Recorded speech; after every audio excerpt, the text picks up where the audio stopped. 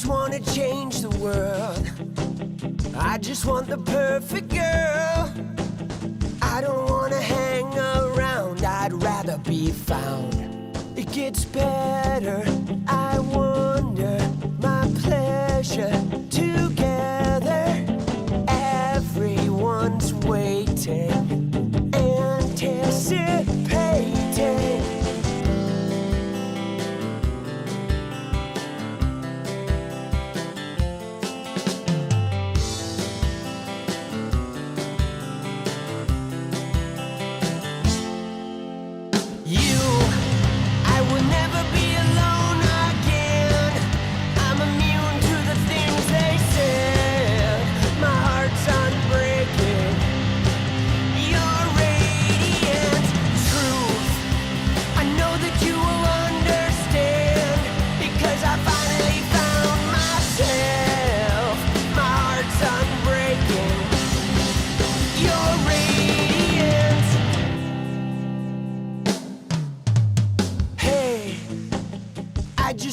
Change the world, but I'm not gonna wait my turn.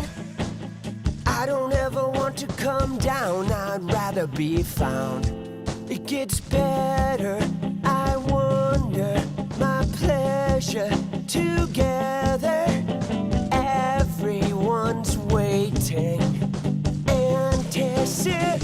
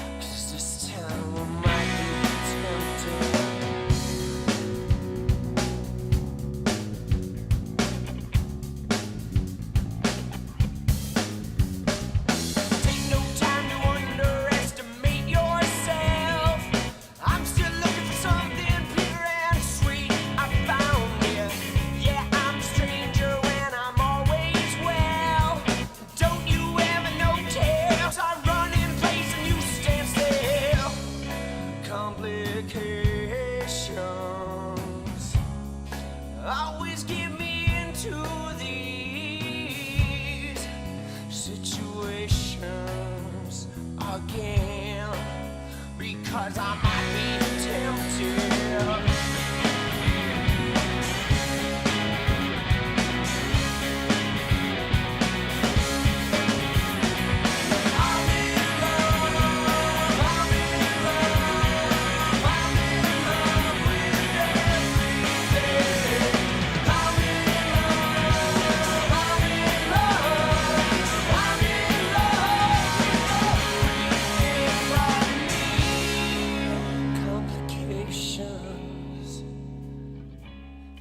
Always get me into these situations again because I might be tempted.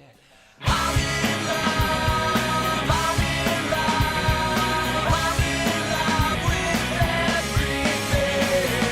I'm in love, I'm in love, I'm in love with everything but me. Yeah, yeah.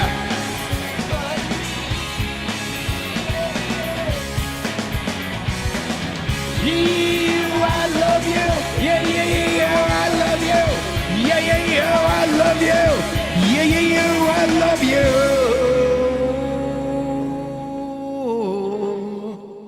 Yo, what up? Wednesday night, motherfuckers. Anything like I need you, it's over. Do you need Let's go. Anything like I need you.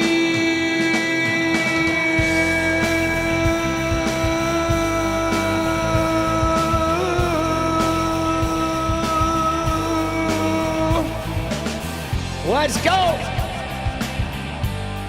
Another day surviving this bullshit. I've got no place to be alone, my friend. He cut his wrist instead. There's your answer. Let's go. Dude, how we doing? Or else. Nothing like success. I would rather be in hell than regret. Do you need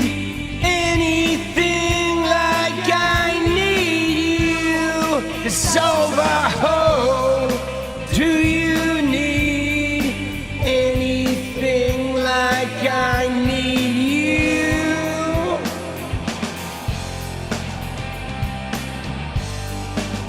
You know I do.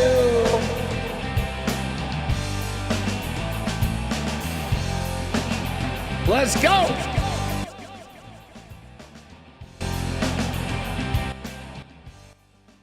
Oh, dude, how we doing? Let's go. Dude, we're in it to win it. Whoops. There we go. Oh, sorry. Sorry to blast your ears there.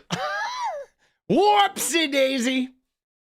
My dramatic fade out was a huge failure. My bad.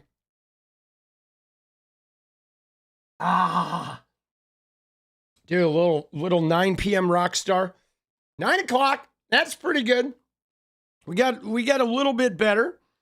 Little bit better. Dude, the goal is 8 o'clock. Bro, I'm telling you this, man. Whether my schedule gets to it or not, come March 1st, which is 10 days away, come March 1st, I'm starting at 8 p.m., period. All right, Pacific time. I don't care if I'm fucking exhausted, if I haven't napped. Come March 1st, we are going to a forced 8 p.m. Did I get sleep? I did. Yeah, no, I got a ton of sleep. Right? 8 p.m. Forced. All right?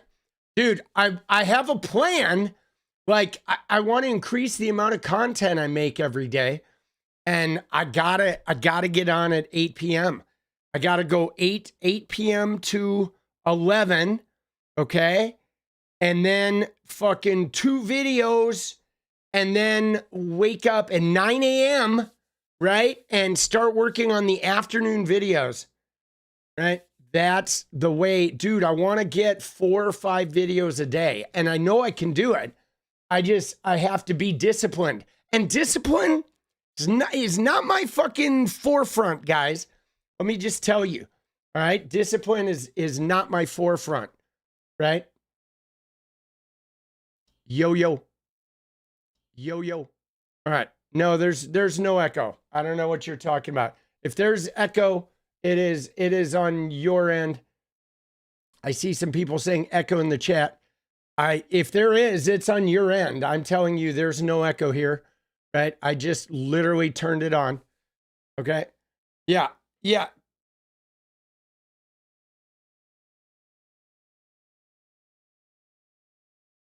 Let's go. Dude, yeah. But yeah, there's no echo. I can hear what the fucking stream sounds like. It's possible that they're minutes behind and like, just hearing me when I was singing or whatever. But yeah, there's no multi YouTube open. Right? I turned it on. We listened. Right? Let's go. There's some echo. There was a little bit echo. Get a different tab pulled up. Hey man, it happens. Dude, I've had it before here where like, dude, it happens. I mean, we've all done it. We've all been there. Right? We have all been there, my friend.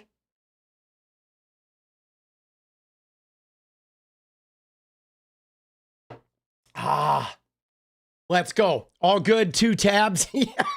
There you go. Dude, I love the name though. Saint Fuck Off. Dude, let's go. Oh shit.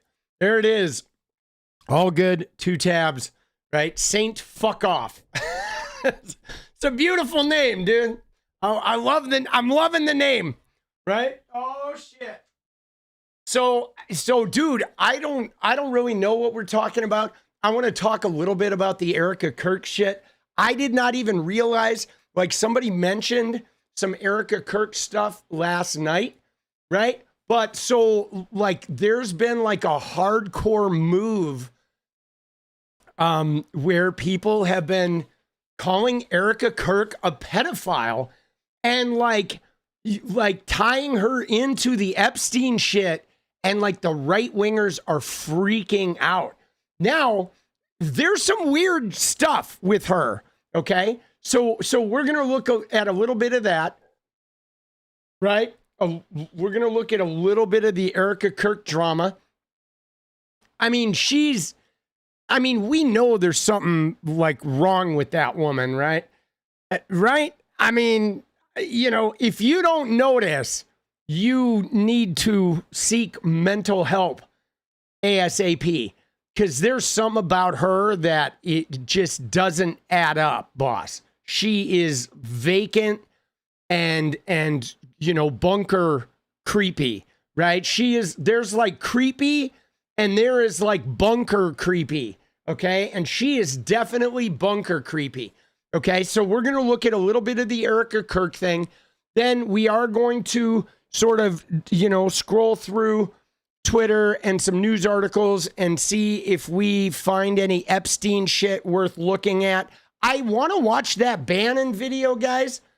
Okay, I want to watch that Bannon video. I downloaded it where it's Steve Bannon and interviewing Jeffrey Epstein. I have not watched that yet, so I do want to watch that. I'm hoping we can bang that out tonight. And there was an article, I haven't looked at it yet, but there was this article in the Wall Street Journal, which seems significant. Look at this, dude. Did you see this? In 2016, Jean-Luc Brunel was discussing a date to walk into the U.S. Attorney's Office in New York to provide evidence against Jeffrey Epstein in exchange for immunity. On May 3rd, Epstein fired off an email to Kathryn Ruemmler, that's the Goldman Sachs lawyer who, of course, worked for Obama for a while. He wrote that Brunel was planning to go to prosecutors the following week, and one of Brunel's friends had asked for $3 million so that Jean-Luc would not go in. Okay? Now, there's Jean-Luc Brunel and Epstein at the Zorro Ranch. That's crazy, guys. That Brunel was coming in to provide information to go on the record with the U.S. attorneys. And one of Brunel's friends was like trying to bribe, and like, wow, dude. Now, of course, Jean-Luc Brunel got arrested in France. He ended up unalived, supposedly by himself, right? Supposedly. But what's crazy about this, guys, is as far as I know, the French police have never shared what they pulled out of Epstein's apartment. Okay? Never shared it, guys. They raided his apartment. There were supposedly cameras in the Paris apartment, tons of photographs. As far as I know, nobody's ever seen that stuff. So we are definitely going to look at this too. Okay? We are definitely going to look at this. In fact, why don't we start with this? Now that I feel like I'm primed. My juices got like flowing, just getting started with this. Now, there's a Ruemmler, all right, was one of the DOJ lawyers. Okay. She was like an Obama DOJ lawyer. We'll have to look into her a little bit. Still, we have not seen an Obama mention anywhere here, right? What t-shirt am I wearing? This is Courtney Love. It's a whole sleeveless, right? Dude, I found a company that makes pretty interesting sleeveless shirts. I'm probably going to buy a bunch of them. This is made by the same company that does that did the Violet Femme shirt. And they're made out of a weird, like, stretchy jersey material that is really cool. So, like, when I sweat here under the hot lights of the studio, they keep me feeling good. All right, let's go to this article. All right, let's look at this. Let me make sure I'm logged in. Hold on, give me 1 sec here.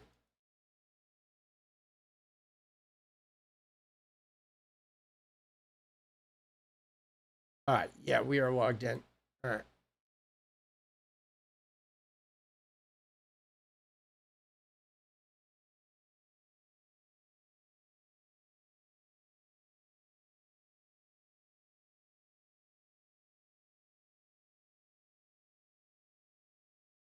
Yeah, good. We're logged in. All right. We're logged in. Perfect. Let's go. Dude, the accomplice who was going to testify against Jeffrey Epstein then went dark. This is pretty wild, guys. French model scout Jean-Luc Brunel was negotiating to provide prosecutors with evidence against the sex offender in 2016. 3 years before he was finally arrested, but ultimately backed out. Now here, I'm going to put a gift article link here, guys. I'm putting it in the Discord. All right. In the general.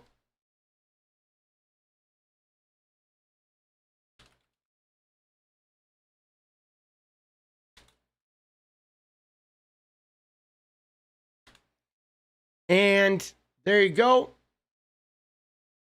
Just so you know, guys, too, what I was going to say is that if you guys ever want some article, you need an article like real bad, feel free to hit me up, because I have subscriptions to like every fucking news service. So, you know, and I certainly don't always use the gift articles. All right. But so, dude, this is crazy. See, here's what the first thing that I wonder about this, guys, is I wonder about the timing, right? Like why in the midst of 2016 was Jean-Luc Brunel all of a sudden coming forward? Okay. This was literally before a lot of this stuff went on the public record.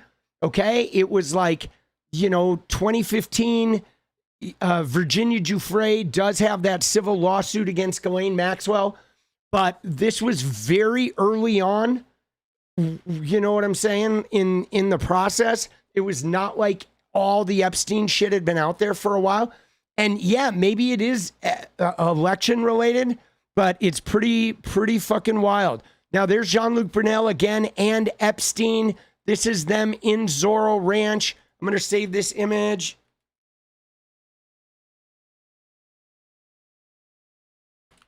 Real quick. Hold on. I do have to fucking save it. Get rid of the AVIF, right? Oh, shit. There we go. All right. Take a sec. At Zorro. Dude, so, I mean, we know Brunel was at Zorro Ranch.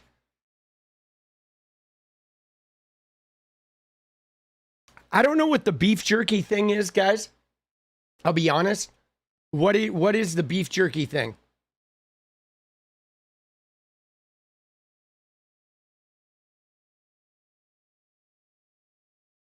All right, let's see. So Jean-Luc Brunel was ready to turn on the man who had been his patron and partner. French modeling scout was prepared to tell prosecutors what he knew about Epstein's sex trafficking. He was secretly negotiating in 2016 with lawyers representing Epstein's victims. Brunel's lawyer told him his client recruited girls for Epstein and had incriminating photographs. They discussed a date for Brunel to walk into the U.S. Attorney's Office in New York in exchange for immunity. Holy shit. So, dude, he was going to turn in photos, right? One of Epstein's BFs, Jean-Luc Brunel, has helped get girls. He is wanting to cooperate, okay? According to handwritten notes taken by a federal prosecutor in February of 2016, Brunel was afraid of being prosecuted. And then Brunel went dark, okay? So what do we have? We have evidence, right? One of Epstein's BF, Jean-Luc Brunel, has helped get girls. He wants to cooperate, wouldn't cooperate, was served for deposition, blah, blah, blah. Obstruction of justice, told him not to go to deposition. He says lawyer Epstein duped him into missing deposition. So it looks like there's something going on here where maybe Epstein kind of was like, hey, giving him bad advice, and he was getting in trouble, and he started realizing that like Epstein was going to screw him over. But right there, Brunel took photos, okay, without knowledge of subjects. So he's saying he had photos. This is pretty crazy.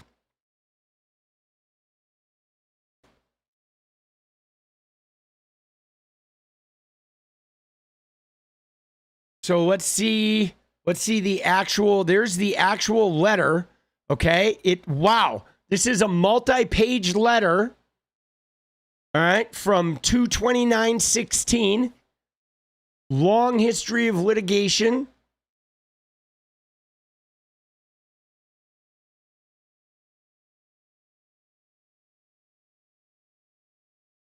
Brunel doesn't want to implicate himself. Recently denied photos to Boye's office. Brunel told friend Alan that he has photos made years ago. Brunel has a friend named Michelle in Miami. So apparently Brunel said to many people that they have photos, right? Where did it say Leslie Groff? Do you see Leslie Groff's name in here?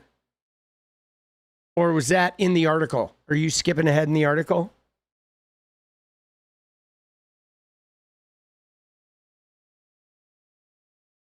So right there. Right where?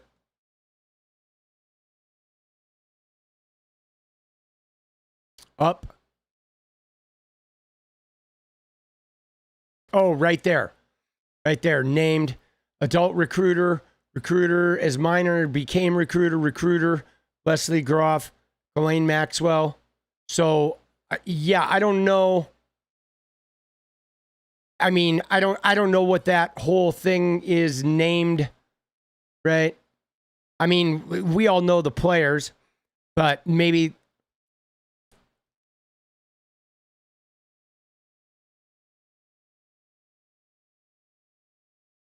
So, dude, yeah, something crazy though. He just sort of like dipped out, right? Yeah, so I guess I'm seeing you guys talk over there. So the jerky is like they're trying to say there's some shit going on that people were like eating kids or some shit. I'm not sure if I buy that, guys. I mean, that sounds an awful 4chan-y, but whatevs. Again, this is what they've done with us is they've released all this crazy shit with these FBI stuff. And then, you know, these FBI 302s or these weird out of context emails. And then they're not releasing like the follow up. Okay. Like, and again, guys, let me just tell you, okay? Let me just tell you too. We're definitely being set up. Okay?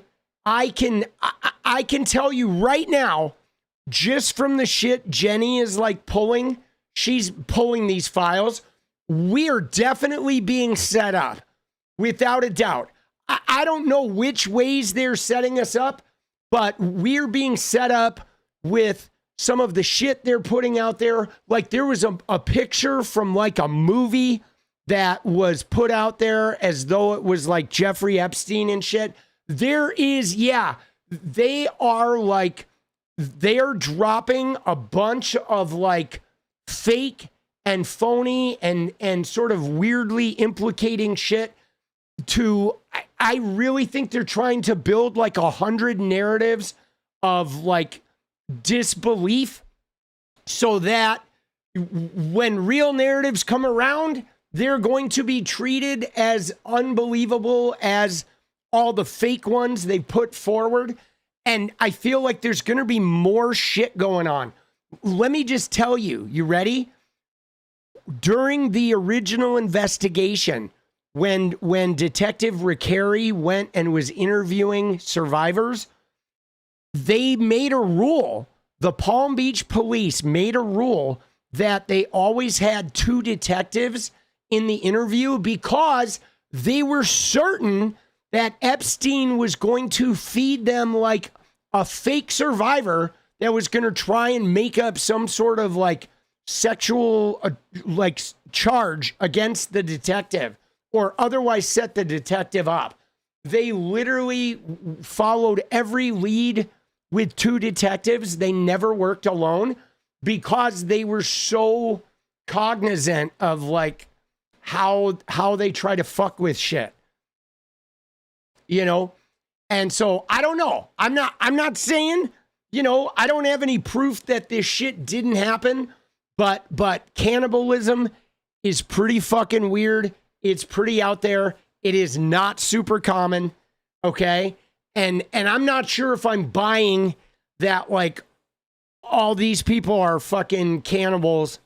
I don't know, dude. I'm not sure I'm buying that.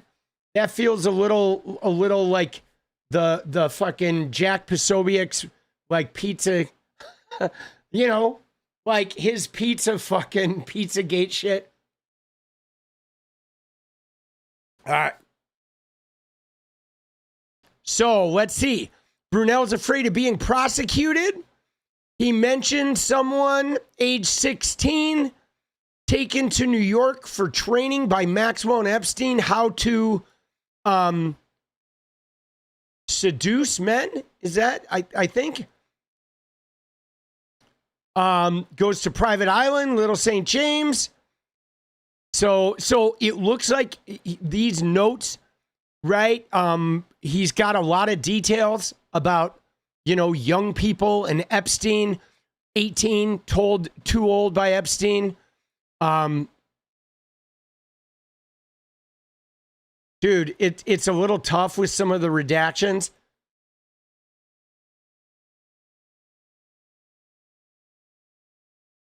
Here's another one. 13 and 16, Eppinger.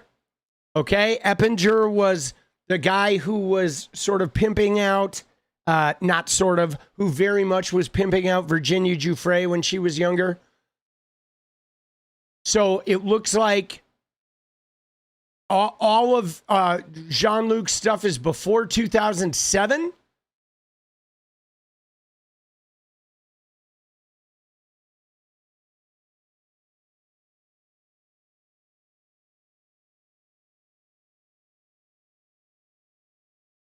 And it looks like one photo had been told Epstein had photos in Palm Beach and New York City and Virgin Islands. One is a photo of blank with another girl, right? In a pose on his wall, artistic, visible, right? Photos of girls on Maxwell's fucking computer, right? Search warrant was executed on Palm Beach. Now, one thing that's really interesting that I did not realize, guys, that's pretty bizarre, but you know how when they raided Palm Beach, okay, they served a search warrant on Palm Beach, 2005, they showed up, Palm Beach police, search warrant on Jeffrey Epstein's mansion, right? They rolled up at 8 in the morning. They found a bunch of shit missing, okay? There were 6 like computers that just had the cables there. The computers and hard drives were gone.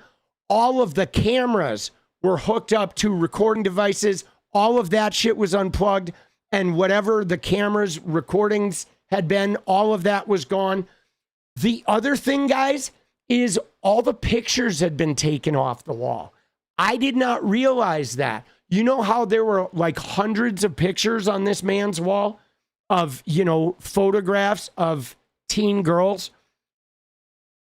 All of the pictures had been removed, right? There were still a couple, but for the most part, they had run through and they had like taken all of this, like really damning evidence and bounced it.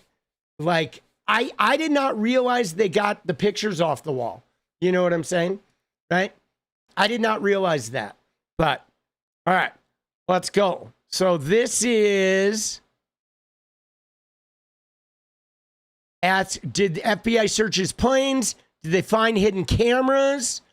Okay, there was another mention of somebody, right? A lawsuit against Maxwell for defamation. I think this is Virginia Giuffre, actually, that he's talking about, right?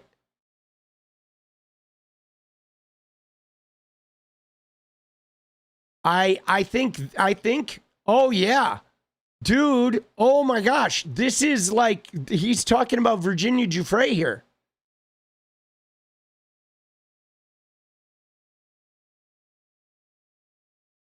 As young as 12, Jesus, dude.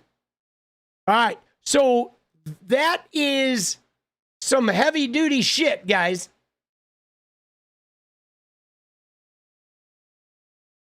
All right, Epstein had discovered negotiations with Brunel were taking place on May 3rd. He fired off an email to Kathryn Ruemmler, right? And this is the email this is the Goldman Sachs lawyer that had worked in Obama's DOJ. All right, she's resigning because all of this shit is coming out. But he wrote that Brunel was planning to go to the U.S. Attorney's Office, and one of Brunel's friends was trying to blackmail him, $3 million. Epstein told Ruemmler that Brunel was afraid he would be arrested if he didn't show up. I want to know more. He also dismissed Brunel's lawyer and his friends as scammers.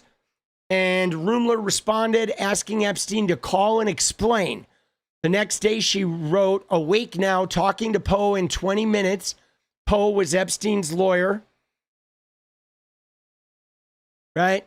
Call me when you get a minute. Dude, see, you just know too, guys, you just know that a lot of this was happening on the phone, okay? You did freeze? Yeah, no, I don't know. I'm not seeing a freeze, guys.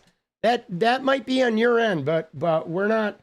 I'm having no indication here of a freeze. Did not freeze on my end. But Yeah.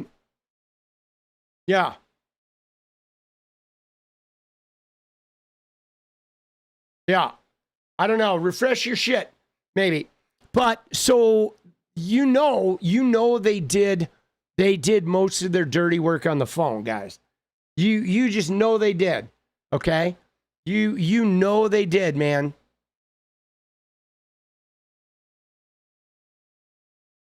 So last week, they said it was this week. Dude. $3 million. Jean-Luc was worried they would arrest him. Scammers. Sigrid in camera gave what she said was info to the judge. Already an investigation. I want to know more. Right? It isn't clear from the documents why Brunel kept quiet. What is clear that Brunel didn't cooperate with prosecutors. Epstein remained free for another 3 years. Right? He died in jail, supposedly unalived himself. After Brunel stopped negotiations, he wasn't arrested, and they didn't pursue him further. See, that's crazy to me, guys. It set us back a couple years, said David Boies, one of the attorneys who filed civil lawsuits. Boies represented Virginia Giuffre and other people. Okay, we know from our lawsuits that there were more than 50 girls that were trafficked after this. Brunel was a central figure in Epstein's orbit, who used his position atop a U.S. modeling agency to recruit foreign girls and young women, securing work visas, providing the appearance of real employment. Traveled on Epstein's plane, visited the island, exchanged hundreds of emails. So federal prosecutors were briefed on Epstein's scheme in 2016. Okay, the handwritten notes detail the operation, allegations that Brunel, Maxwell, and others recruited dozens of underage girls. See, that's crazy, guys.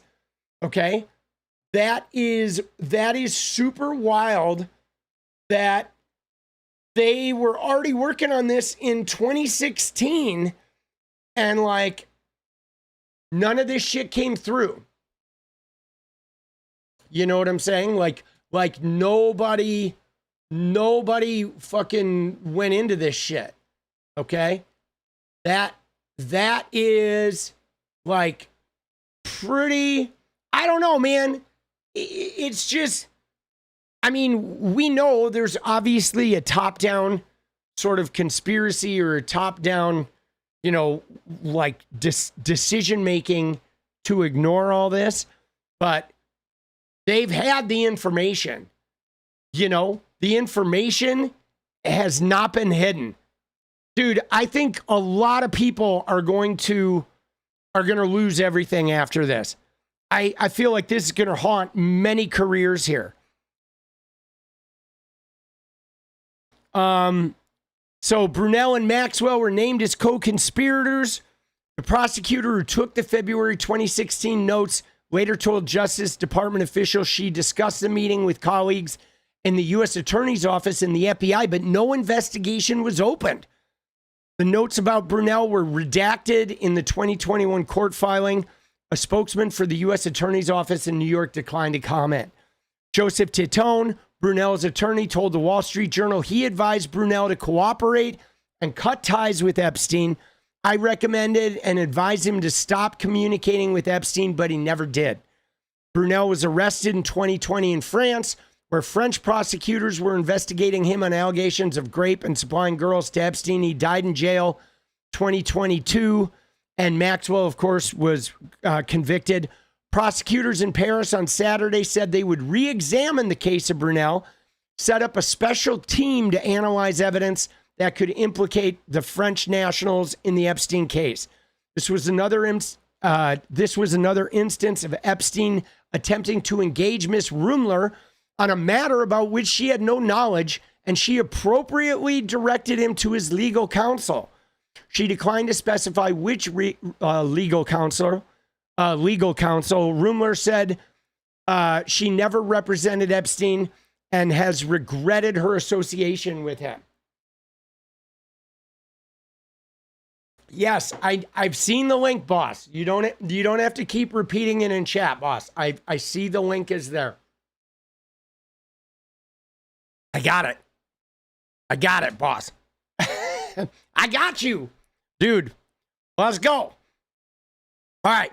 As the extent of her relationship with Epstein became clear in the recent files, Ruemmler said she would resign from Goldman Sachs. Poe said he didn't talk with Ruemmler or Epstein about Brunel on May 4, 2016, or at any other time. He said he had scheduled a call that day with Ruemmler to discuss his work on a legal motion to quash a subpoena directed at Epstein. My engagement by Epstein was limited, Poe said, right? Adding that he terminated work for Epstein in August of 2016. Okay, so let's see here. Dude, this is, where's the talk about the fucking Poe guy, right? So Titone is Brunel's lawyer, and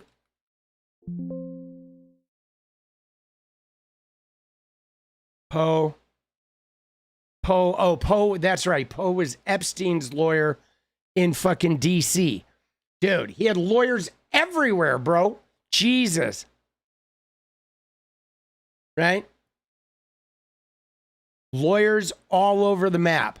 So Poe, Epstein's lawyer, okay, is claiming, right?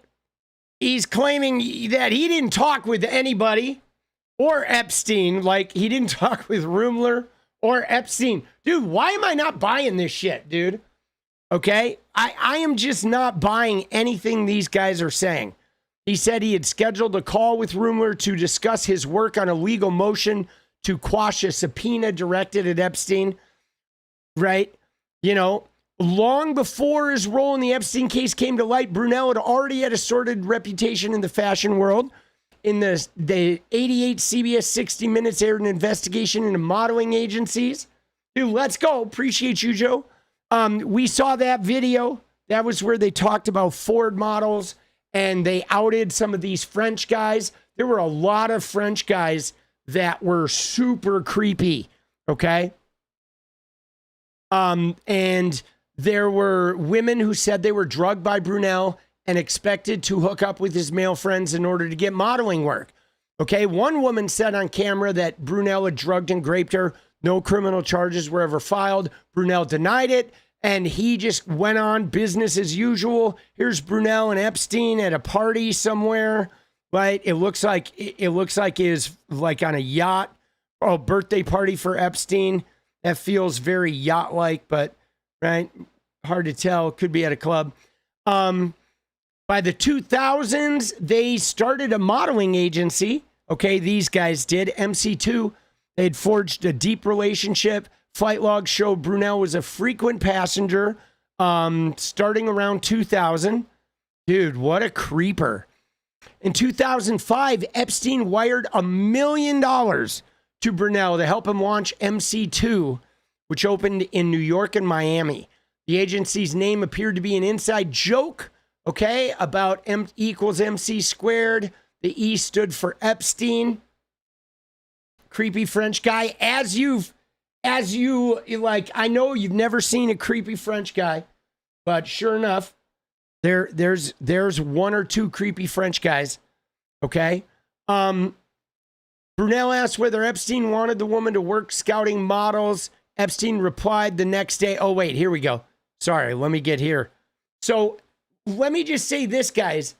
Like, Callie, just to address that, when they say the like 3%, we don't know how accurate that is with the 3% thing or 2%.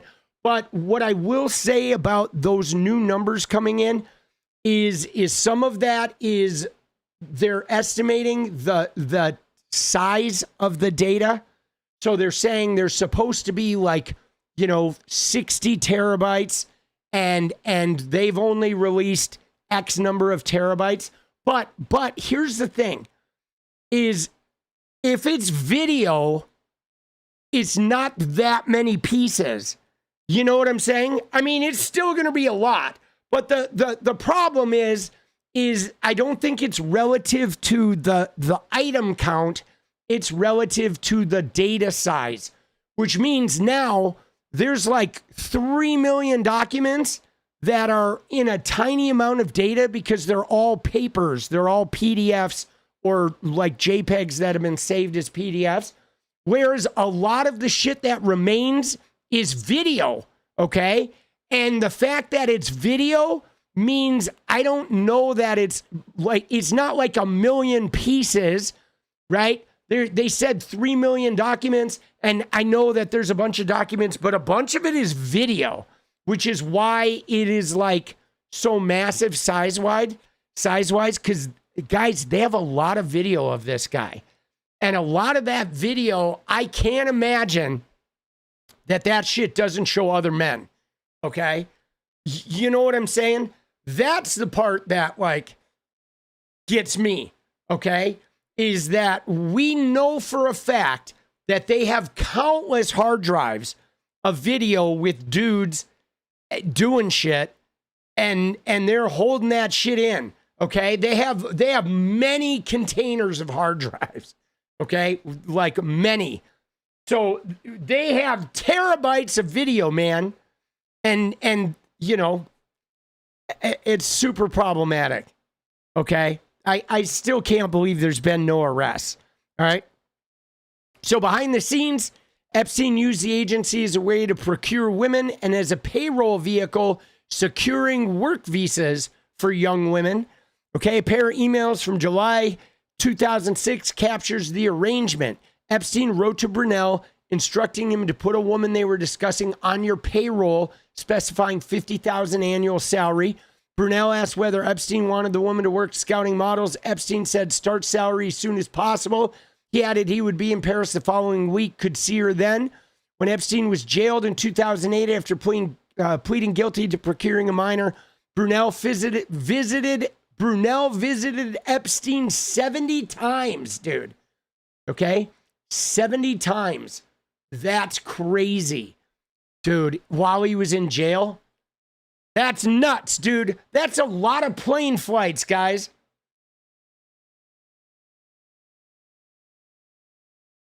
Bro. All right. After his Florida arrest in 2006, Epstein shifted his focus to women in their late teens and 20s from Europe and Russia, whom he could lure to the U.S. and abuse since they were dependent on him for visa, housing, and finances. He also pressured them to share with him the details of their interactions with other men. By 2012, Brunel was in frequent communication with Epstein. On June 7th of that year, Joshua Fink, son of BlackRock CEO Larry Fink, emailed Brunel about an MC2 invoice saying he had received a bill, wanted to clarify a point or two about their agreement. Brunel told Fink he would suspend the billing. Dude, that's weird. Dude, Wilfred, let's go. Tommy, you put the news channels to shame. Let's go, baby. Appreciate that. That's crazy. The invoice was related to a model whom Fink was dating that had a work visa through the agency. When Brunel forwarded the email chain to Epstein, the reply was, talk to me first, please. When the woman forwarded the same email that day, Epstein replied, this for past, not future. Epstein was well aware of the relationship. The woman had forwarded him several chat logs with Fink, which captured the couple clashing over how serious their relationship was, whether marriage was on the table. So we got the son of BlackRock, okay, the son of the BlackRock owner involved in this. Received an invoice from MC2. Want to clarify a point or two. If our agreement still stands. So I wonder what the agreement was, right? You know what I'm saying? Like, you know, that there's some weird agreement that, you know, we are like the BlackRock owner's son has some agreement with MC2. I think they were buying women, right? I think they were like, because guys, this was a super common thing with the modeling agencies back then in the 90s, early 2000s. I mean, probably right up until recently, you could easily get a work visa, okay? Any woman you wanted to bring over, if you wanted to bring a woman over from, you know, Slovenia, right? From Czechoslovakia, from Russia, from anywhere in the country, right? You're a modeling agency, boom. You just like put them on salary. You get an instant work visa. Melania, yeah, this is how, like, you know, and then what they would normally do, sometimes they were women, sometimes they were teen girls. It was like, it was the whole gamut, okay? You could bring anybody, right? I mean, the modeling agencies were mostly like girls, right? But they were bringing, you know, Melania was of age. She was a woman when she came. There were plenty of like adult women coming too, okay? But what they would do is they get them the work visa, they get them over here, and then they start like extracting money from them. Specifically, they put them in rental properties, right? Trump used to do this. He'd put them in rental properties he owned, and then he was overcharging them. They were like sharing apartments with like 8 girls and all paying like way more than they should have. So Trump was just looting them. And then, of course, you know, they had to show up for the parties and be like all the special events for his bros. And then when he would get them a modeling gig, he would take some of their money. So Trump was like double dipping. I mean, it was so dirty. These girls were all getting taken advantage of so bad.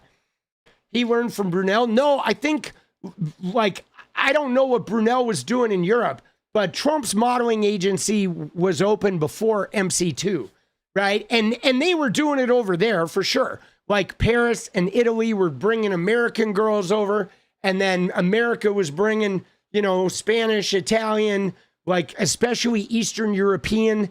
The Eastern European girls were like super popular because I think they had an availability of like really young.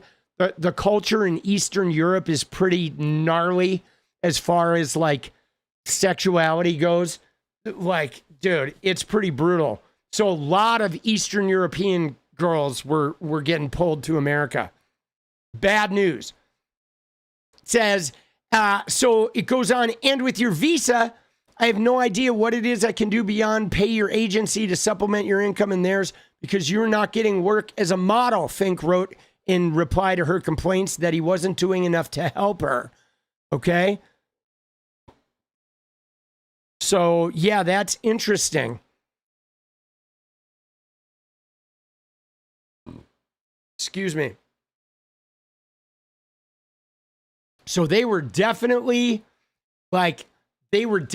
farming women, you know, and girls. Fink told the Journal he met the woman at a friend's dinner party, started a romantic relationship that lasted roughly a year. I had no relationship with Epstein or Brunel. He said, I am totally shocked that she was forwarding electronic correspondence to Epstein. But like, dude, oh, I get it. So what he's saying is that he was talking to Brunel and they were looping in Epstein. But I mean, dude, they were business partners. You know? They were business partners. Epstein and Brunel were. He said he was helping the woman settle her debts with the modeling agency, loaned her money to pay off Brunel. She wasn't working or getting enough jobs. And so she had suggested at one point, hey, could you help me settle these debts? And so that was the correspondence. It was a personal relationship and personal things happen, he added. The woman described herself to the Journal as trapped in a web of abuse controlled by Epstein and Brunel. She said she had been a successful model abroad with the top agency, but after signing with MC2, getting a work visa through her agency, her work dried up. She said Brunel charged fees without securing castings. Epstein abused her throughout. The woman said she had met Fink on her own, independent of Epstein and Brunel, saw the relationship, which she said was consensual, as a possible escape. But Epstein wanted the relationship with Fink to end to keep her under his control. When Fink proposed meeting her in Paris to resolve their issues and discuss marriage, Epstein blocked it. The relationship ended, according to the woman and messages she showed the Journal. Brad Edwards, that's the victim's lawyer, right, said Epstein's wealth and power allowed him to infiltrate industries, perhaps most pervasively the modeling industry. He found in Jean-Luc a like-minded predator with whom he could conspire on a daily basis to recruit and control the lives of countless young women, including Jane Doe. See, that's so bad, right? like, it's not even enough that they're fleecing these girls and they're like manipulating them and controlling them, but they're like, they wouldn't let them go. You know what I'm saying? Like, she met somebody, she was trying to use the relationship as a way to get out, and they're like, They're like, no, we're not letting it happen.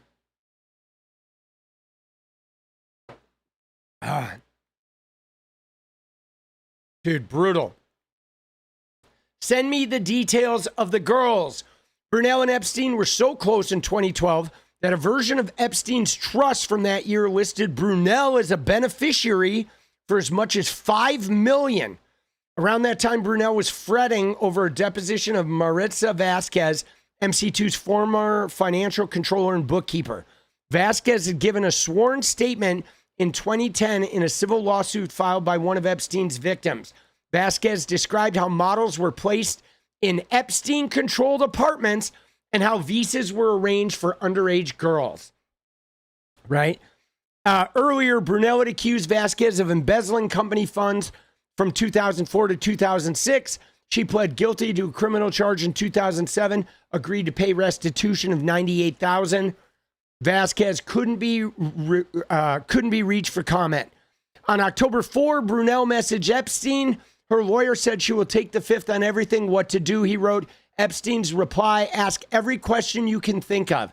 Did she have sex with the girls? Make her sit and take the fifth to every question for hours. Okay? So they just wanted to lay it on. And then here's a little piece of the deposition from 𝗙ecie Vasquez. At some point in time, you came to know that the models were also staying in these apartments at blank, right? I don't know specifically they stay at Jean-Luc's apartment, but I know that the models were staying in different apartments that belonged to Jeffrey Epstein. And what are the names of the models that were staying there that you remember? Most of them, you know, at the time when I was there, all the little girls, blank. How do you spell that? Blank. That was in 2000 something. I don't recall the names, but there's a list. You can get it from the office in New York. A list. They have a list of models that were staying in those apartments. If I were to request it from the office in New York, what would I ask for? For the models apartment list, chargeback for models apartments. Okay, so crazy. Dude, this shit is nuts, guys. It is. It is just so wild how pervasive this stuff was. Where, like, the entire modeling industry was just, like, there was, like, a small percentage of women that were actually modeling, and then everybody else who was, like, a wannabe model was literally just, being trafficked, essentially. Being put up in apartments owned by somebody connected to the agency, and they were just looting money from these girls, and these girls were trapped. They're young. Many of them were underage. They had no way to get out of there, Like, it's outrageous, man. Here's him saying, like, just like brutalize this woman is what he wants. He wants her to just be, railed with questions on the stand. Brunel and Epstein also relied on a common recruiter, Daniel 𝗙cie, to find girls and women in other countries. 𝗙cie, a European modeling scout, exchanged dozens of emails with them. In one exchange, 𝗙cie informed Epstein that he had 2 girls from Sweden, a Slovakian, 2 French, and redacted, the Russian, with whom you spoke.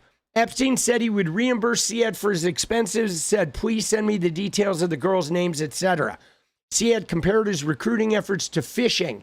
In this business, I feel like the fisherman. Sometimes I catch quick, sometimes no fish. He ended his message with the tally of his expenses for the trip, 2,700 euros. 𝗙cie's attorney in France did not respond to a request for comment. Shocker. Okay. And 𝗙cie, he posted a video on Twitter and said he worked professionally to introduce models. And now he's saying, oh, now I've learned Epstein was this bad guy, which is another thing that they always talk about. I have some ideas. In December 2014, Virginia Giuffre, okay, filed a motion in a joint lawsuit that was challenging Epstein's non-prosecution agreement related to his arrest in Florida. In one of the exhibits, she alleged that Brunel trafficked girls as young as 12 to his friends, including Epstein. The allegations placed Brunel in the public crosshairs alongside Epstein. As a result, the relationship between Brunel and Epstein appeared to fray. Okay, so that is when shit started going down, right? Why can't we get the Maxwell trial transcript? I do not know. I do not know.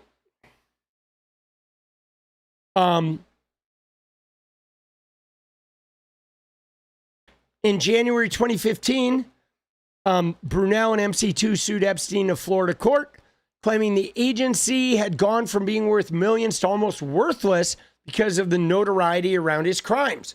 The lawsuit alleged Brunel had lost potentially $10 million. Photographers and scouts had cut ties. Brunel could no longer recruit new models because families refused to entrust their daughters because he was linked to Epstein. The following month, Tate, Brunel's lawyer, called Edwards, the victim's attorney, saying he was having trouble serving Epstein with the lawsuit, raised the possibility that Brunel possessed photographic evidence against Epstein. Okay, Edwards, unsure whether this represented a genuine break between the two men or a ploy, said he alerted his law partner. Now, this is interesting, guys, because look at this photograph. Okay, look at this photo. Because dude, this is wild. All right, because this is the same photo that has Ratner in it, I believe. Okay, we've seen the Brett Ratner. Let me see if I can find it. This is pretty creepy here. Hold on. All right, two things here.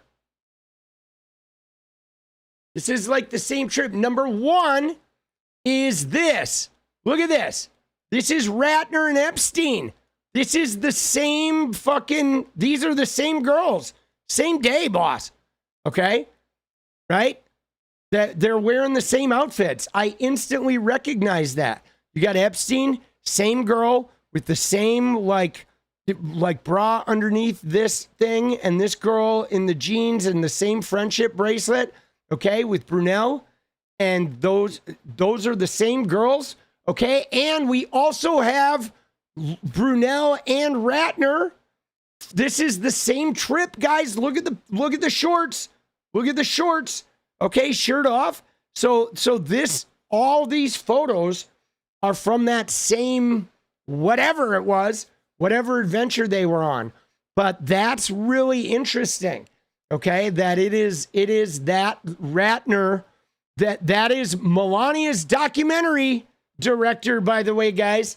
He's in the family. Yeah, it's all the same night. And same, same adventure. This is like a futon couch here.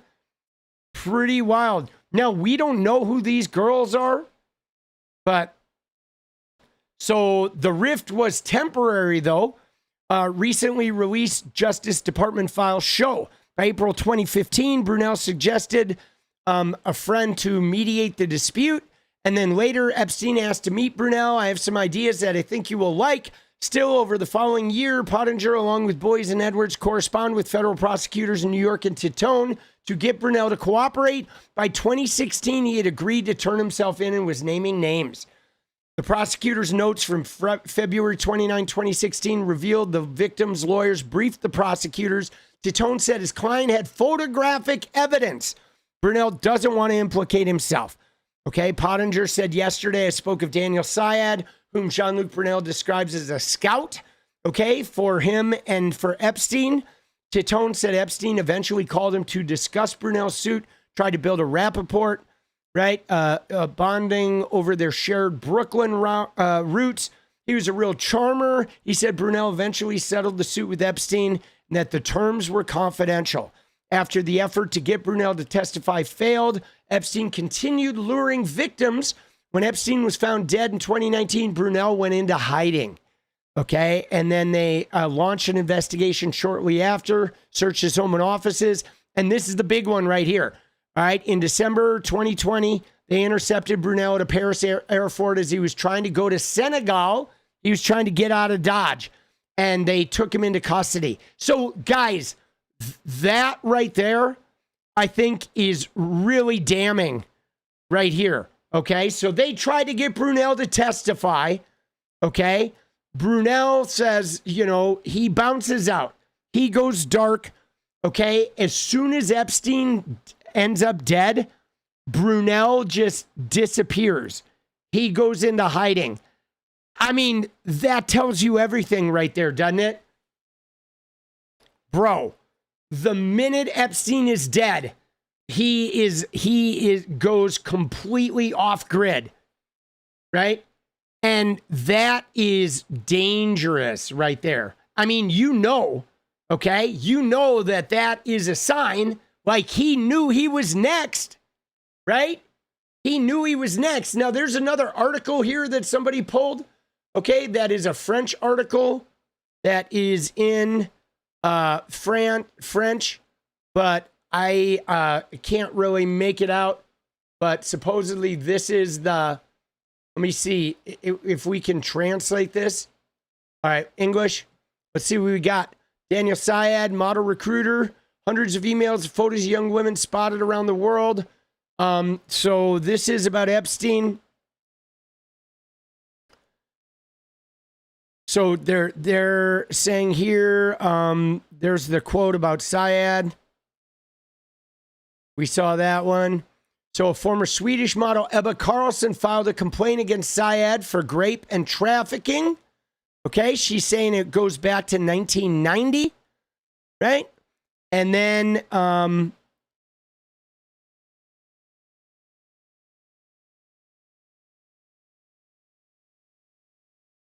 first article has more. Oh, I see. There's two articles. Got you. I thought it was one article. I thought you just posted it twice.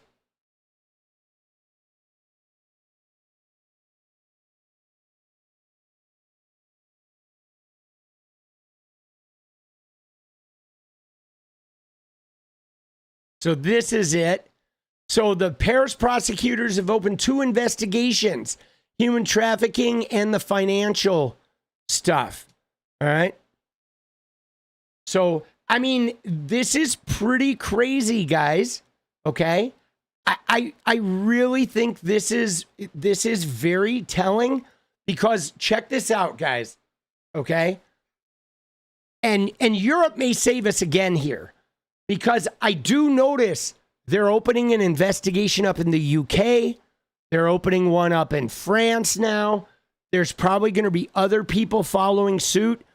I think this is really good for the whole deal. I mean, the US can't stop the whole world. And certainly if everybody else is looking into this, that really sort of forces the US's hand, right? You know?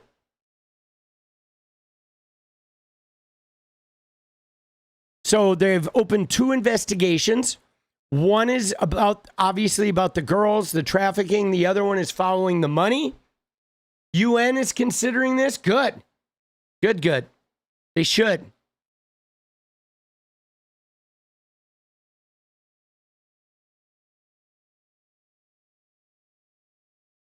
Can't get the rest of it because I'm not a subscriber. Let's go back to the other one.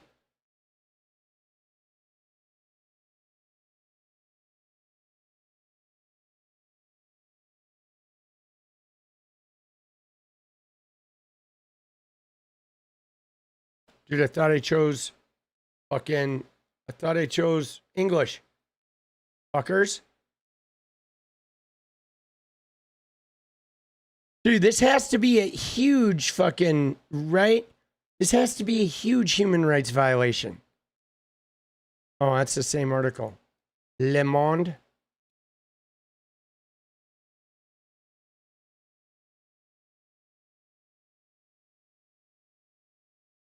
So let me just look here.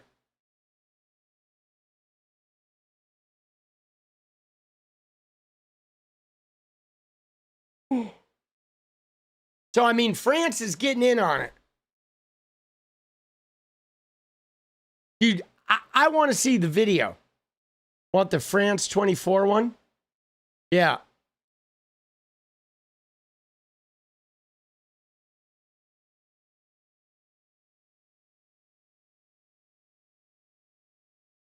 Dude, shit is so shady, guys. Now, it's wild, boss. And we got all the photos from that night. Jack Smith did this type of prosecution. Dude, I would love to see Jack Smith in on this one. I would. Now, Kathryn Ruemmler is another one here, okay? Because she is so crazy. Like, let's see what she did with her, you know. And by the way, guys, we have a lot of people. Look at who is all tied to this, okay? There's a lot of people from the banking industry tied to this, guys. Okay? Right? We have fucking Jess Staley from Barclays. We have Leon Black, obviously, that's the Apollo Global Management guy. I mean, they, you know, Bear Stearns was where Epstein got his start, okay? And Ruemmler, his little, like, best buddy here in the email, she was Goldman Sachs lawyer, right? She joined Goldman in 2020. So that means Ruemmler became the Goldman Sachs lawyer after Epstein was dead.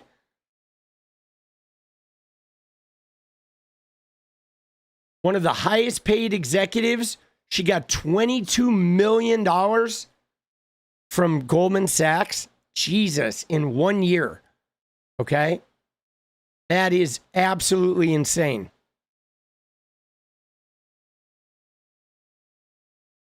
So here's what's interesting, though, is Ruemmler has said she knew Epstein through her work as a criminal defense attorney in Latham and Watkins, but Latham said he was never one of their clients. So who was she defending? Okay, Ruemmler says she's done nothing wrong. She shared a client with Epstein, received referrals from him, was friendly in a professional context, and that he sought advice.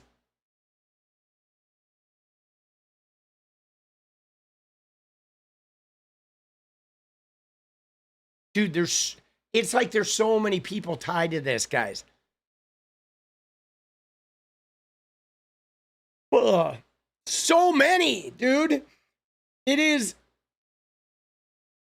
Americans should never say anything bad about the French. Dude, do Americans say bad shit about the French? Dude, I love the French.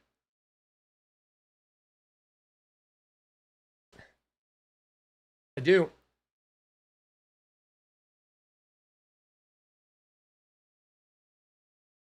I love them. Dude, they know how to revolt, boss. It's important.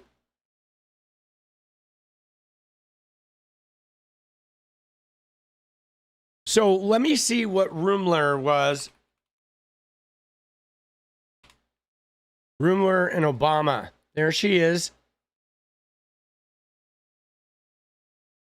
So let's see, dude. She joined the Obama admin as a principal associate deputy attorney general. Okay. So she was not like, now I see, because they're really trying to like rope Obama into this. But like, dude, this is a nothing burger, right? She was not, you know, she was not like a Todd Blanche. Okay.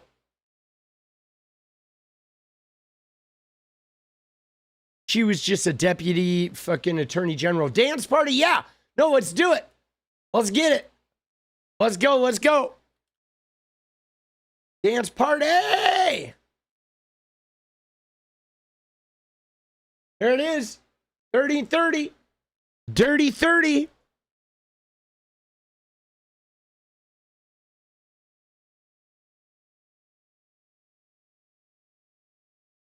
But I guess she was close personal friends with Obama.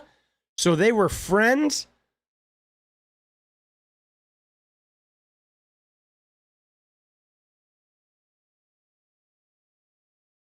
Dude, let's go. 1M. All the way, blue, all the way. Let's go. Thank you, boss. Let's fucking go, boss. So let's see. I want to find out a little bit on the Ruemmler.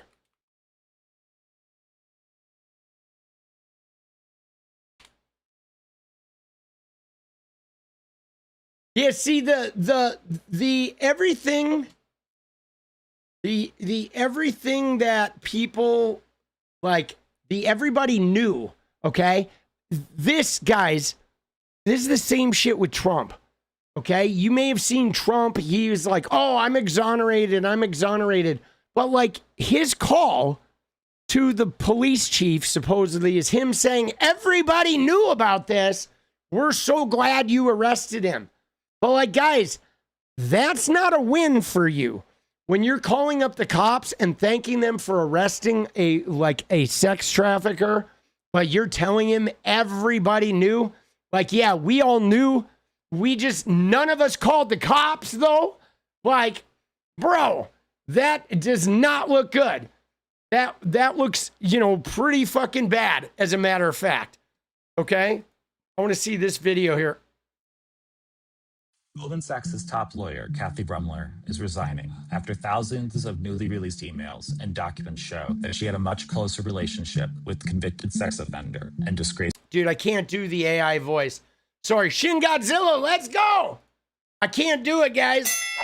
Dude, the AI voice. Yeah, what is with the Uncle Jeffrey? Okay, I just can't do the AI voice shit. I have to turn that shit off, boss. Okay? So I want to know how they were friends.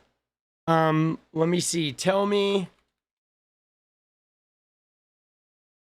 Let's go to the AI mode, see what the AI digs up. It's nice having this community. Thank you, Paula. We appreciate you. So she was White House counsel from 2011 to 2014, making her one of his most trusted legal advisor during second term. Okay. So, all right, that's interesting. So I guess she started as like a deputy DA or whatever, deputy attorney general, right? But she ended up being the White House counsel. So she was essentially his lawyer. Ella, LFG, let's go.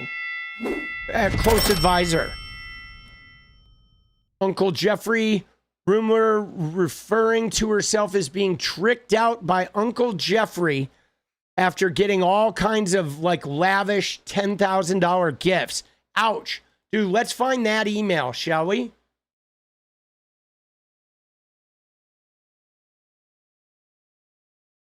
That is wild.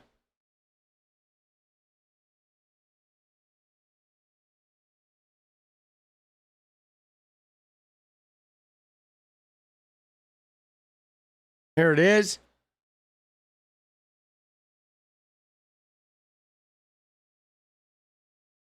Dude, wow. Dude, she's like, her to Epstein, happy birthday. Hope you enjoyed the day with your one true love.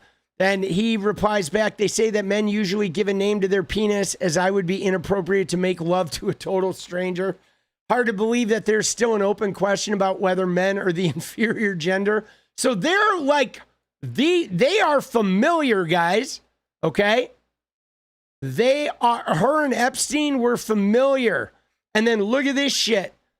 She's like sending a photograph, I guess. Am totally tricked out by Uncle Jeffrey today. Jeffrey boots, handbag, and watch. Yikes.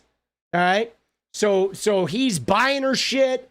And she is like, talking penis talk with him. You know what I mean? Like when you're in emails and you're like referring to penises and shit with a female friend, at that point, you are, one of two things is going on. Either you guys are like super close and very familiar, or you are like making her incredibly uncomfortable and she's only there because you're like her boss or something, right? Only one of those two situations are going on. And she definitely, being tricked out with Uncle Jeffrey, I think it's the former, that her and Epstein were like super close, right? Super close. That is wild, guys. It is.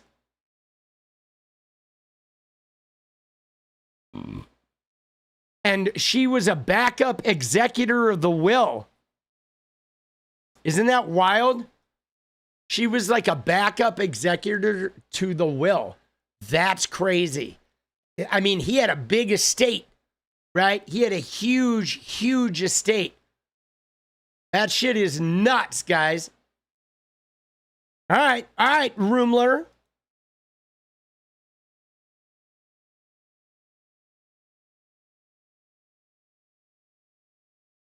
See, this is another story we have to look at some point, guys.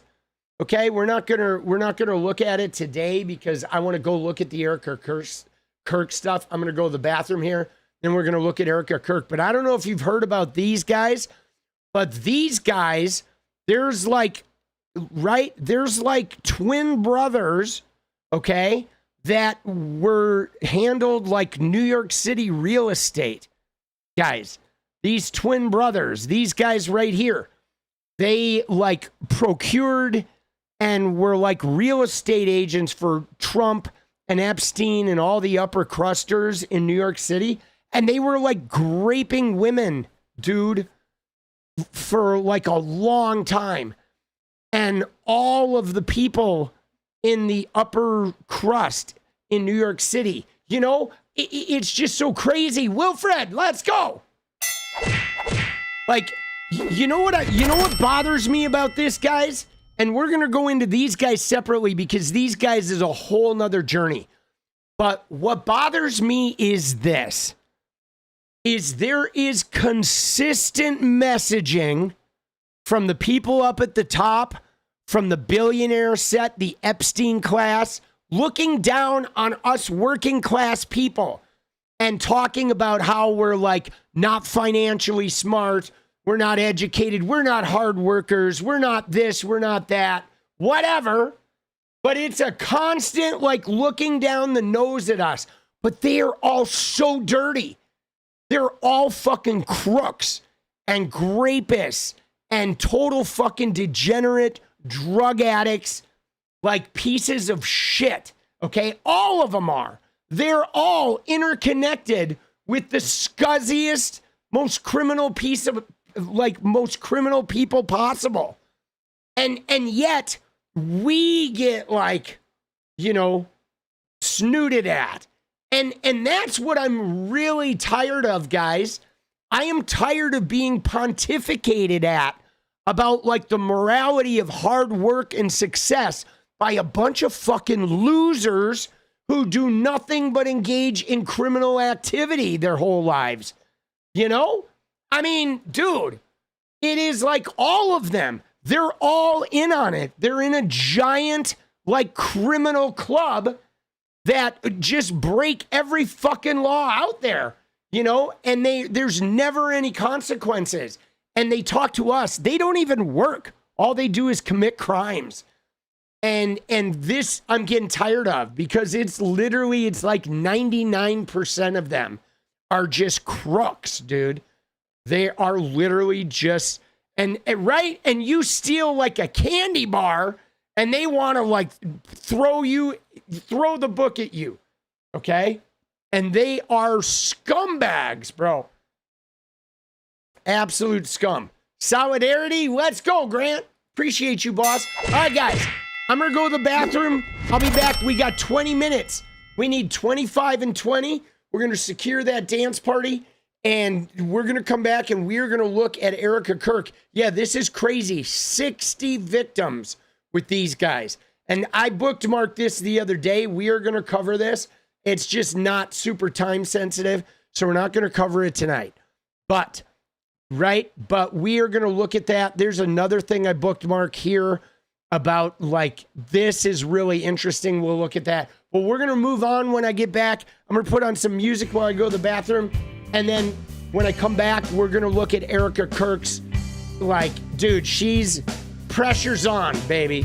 They are putting the screws to Erika Kirk, dude. Dude.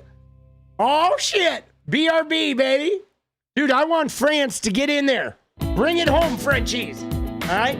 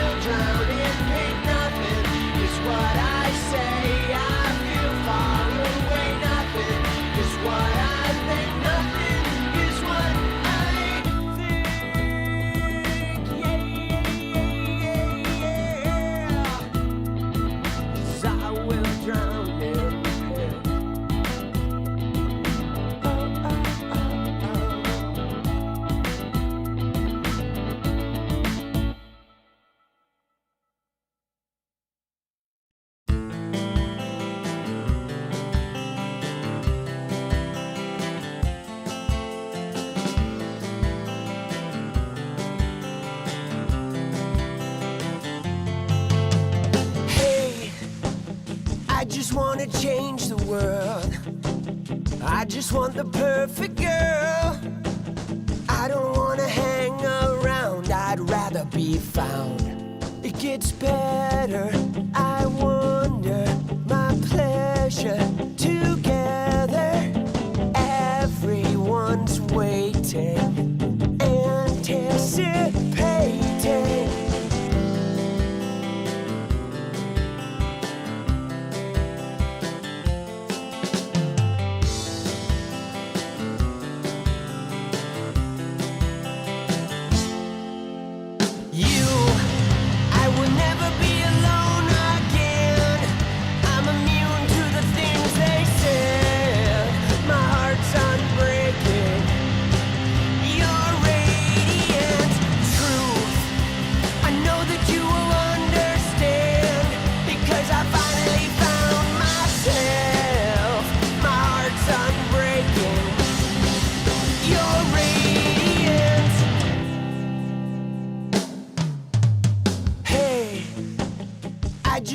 Change the world, but I'm not gonna wait my turn. I don't ever want to come down, I'd rather be found.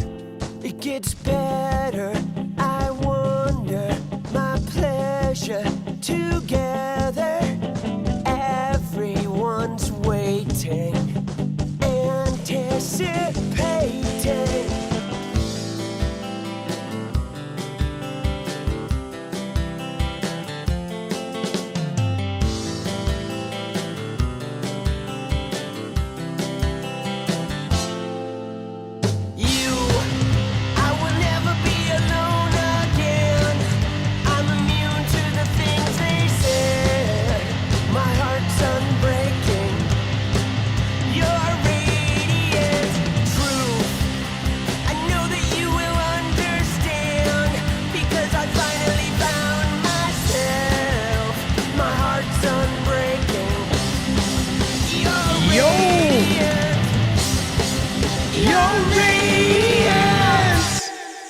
Let's go. Dude, I had to take a Trump, dude. Right? Sometimes you just got to take a Trump. Right? Dude, the shirt is Courtney Love. Yes.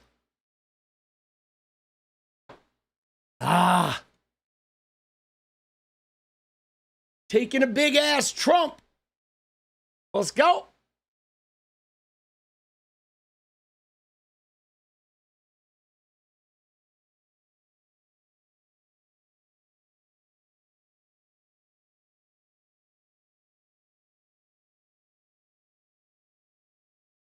Dude, Pine Box, Ella, let's go. All right. Dude, let's see what we got here. Ella, thank you, boss. Let's see. Do we miss any? We missed one up here from Kids Cat, the Pine Box Boogie. All right, we're going to have to grind it before we get into Erika Kirk. Dude, we got the worst Emily dropping in with the membership. Thank you, Emily. Appreciate the support. And we already got Grant Sloan. All right, guys. We need, 23 and 12. All right, let's hit that dance party. We're going to fucking hit it up, get it going, and we're going to get into the Erika Kirk shit. Dude, she's like taking a beating online. Can I just tell you? Stop the stupidity. Let's go. Dude, Erika Kirk. Oh my God.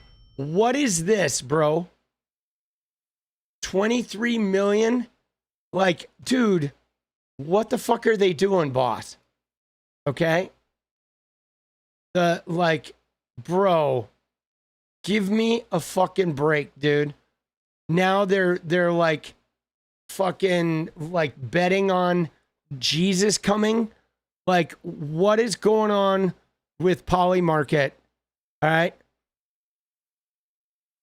Guys, can I just tell you, like, these sites, Poly Market, 𝗙𝗆𝗆, all this shit, this stuff is such a fucking waste, bro.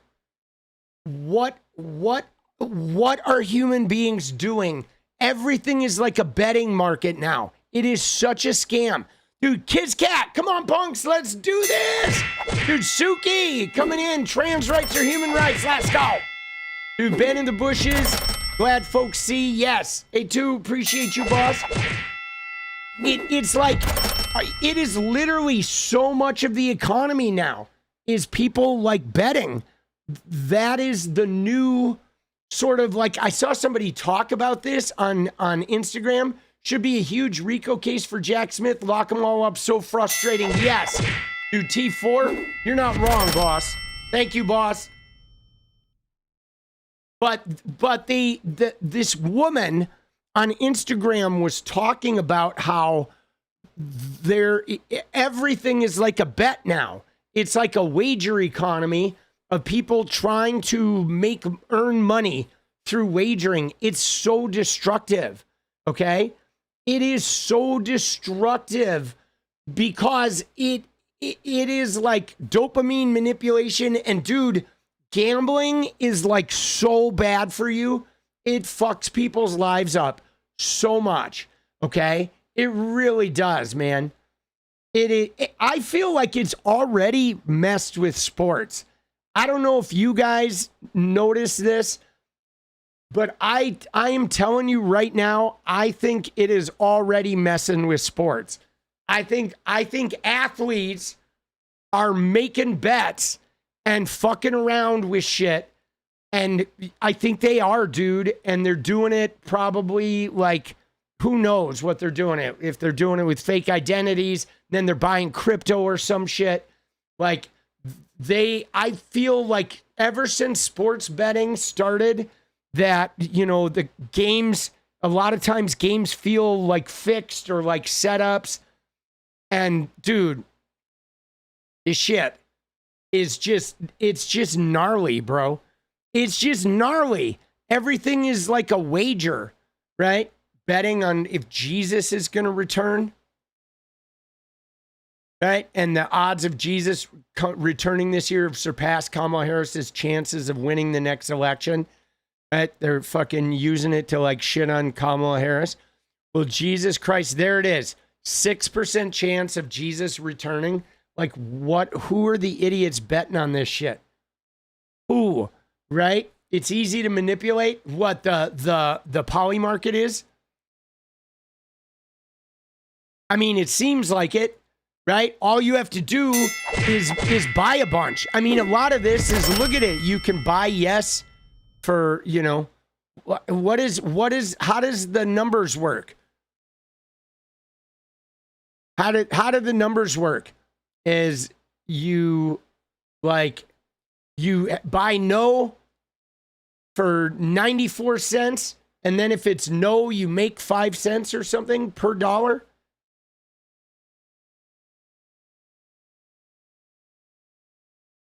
Like, I don't understand how the money works, because I will never use any of these sites. Dude, stop stupidity. Let's go, baby. All right, we're halfway there, just about. Let's go. 7 minutes. 16 and 7.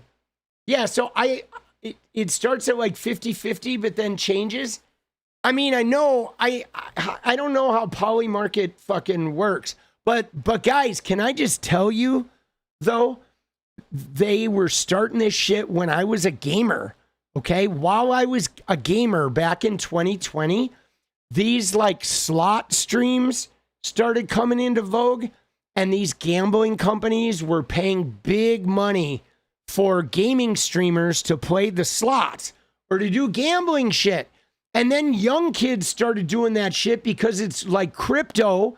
You can get away with it, right? You do a VPN and you can totally get away with it. There's no way to like age check, you know? Ella, let's go. Like crypto is making it so young people, you know, like 15-year-olds, 14-year-olds have gambling accounts and shit, right? Stop stupidity. Let's go. Dude, it's so destructive.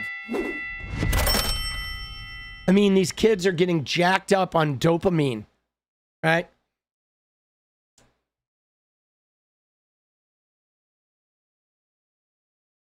Dude, so brutal. The outcome, yeah, no, the outcomes seem like they could easily be manipulated. Will Jesus return? Like, there it is. It's spiking. Right? Yeah, I don't know what. Someone spent $50,000. So what is this? Somebody bought Yes, dude. Somebody spent 50 grand on Yes. If Jesus returns, they win 1.4 million. Like, what are we doing, bro? Like, there's no way. Who bought, like, who? Right? I mean, come on, bro. Who did that? So somebody who just wanted to give away 50 grand? Dude, Jesus before GTA 6, good Lord. Oh, man. Ella. Yep, we're bottoming out. All right, guys. We need 13. 13 and 4, baby.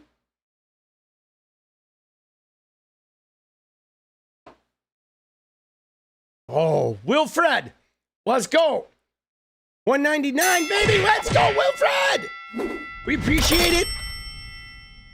But this, if he is right, he will win 1.4 million. Like, dude, fucking idiots, okay? And again, though, is this it? Right? Right? Because, like, somebody like Polymarket could be doing that. Right? They're juicing it to try and get other people in. Dude, kids, let's go. Because the thing about this, guys, Suki, let's go. Stop stupidity, let's go. Dude, let's go, baby. All right, we got 4 minutes, 9 left. So here's the con, okay? Here's the con, guys, is Polymarket makes money on everything, okay? Every single wager. So, like, you have a bunch of nonsensical wagers that are just memes, and you're just joking, and people pitching some pennies because whatever, they're like just having fun and being goofs. But you're just feeding the Polymarket beast, and then they're buying your politicians, and they're buying like less regulations, and they're buying more ways to manipulate us. Like, this is the biggest waste of money right here. Even using it for like memeing is such a waste, dude. It's so destructive. Dude, Wilfred, let's go. Wilfred again, let's go. Dude, Jelly, Tuck Frump, let's go, dude. We're tucking Frump. 3 minutes.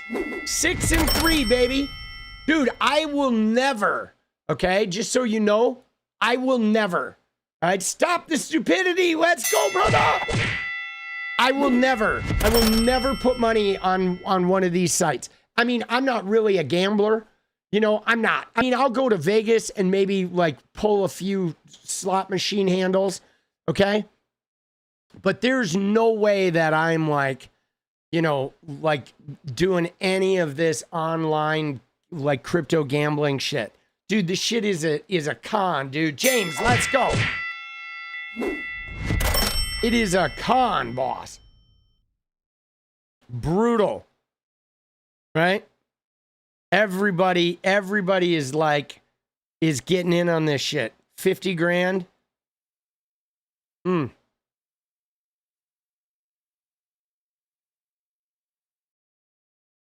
You're a good poker player? All right. Dude, Nicki Minaj spoke at the Trump family's crypto forum. Oh my God, dude.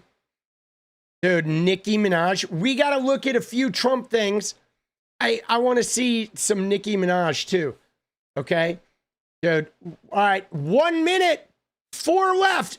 1:30, baby. Down to the wire. Dance party incoming. Here we go. Drum roll, please. Dude, we got Courtney fucking hanging out. Isn't this shirt amazing? Dude, I love it. Dude, Wilfred, let's go. Dude, Ella, LFG, let's go. Dos mas. Easy peasy. Dude, Kiss Cat. Dude, and WTF, let's go, dude, WTF, fucking finishing it off in fucking big style. Big style, thank you, Kids Cat, and thank you, WTF. Dude, an MLV, no way, bro. Dude, let's go. Dude, woot, woot, woot. Let's go, dude. Thanks, boss. Dude, MLV, dropping in big with the woot. Woot, woot, Buck Fondy. Thank you, Korg. Let's go.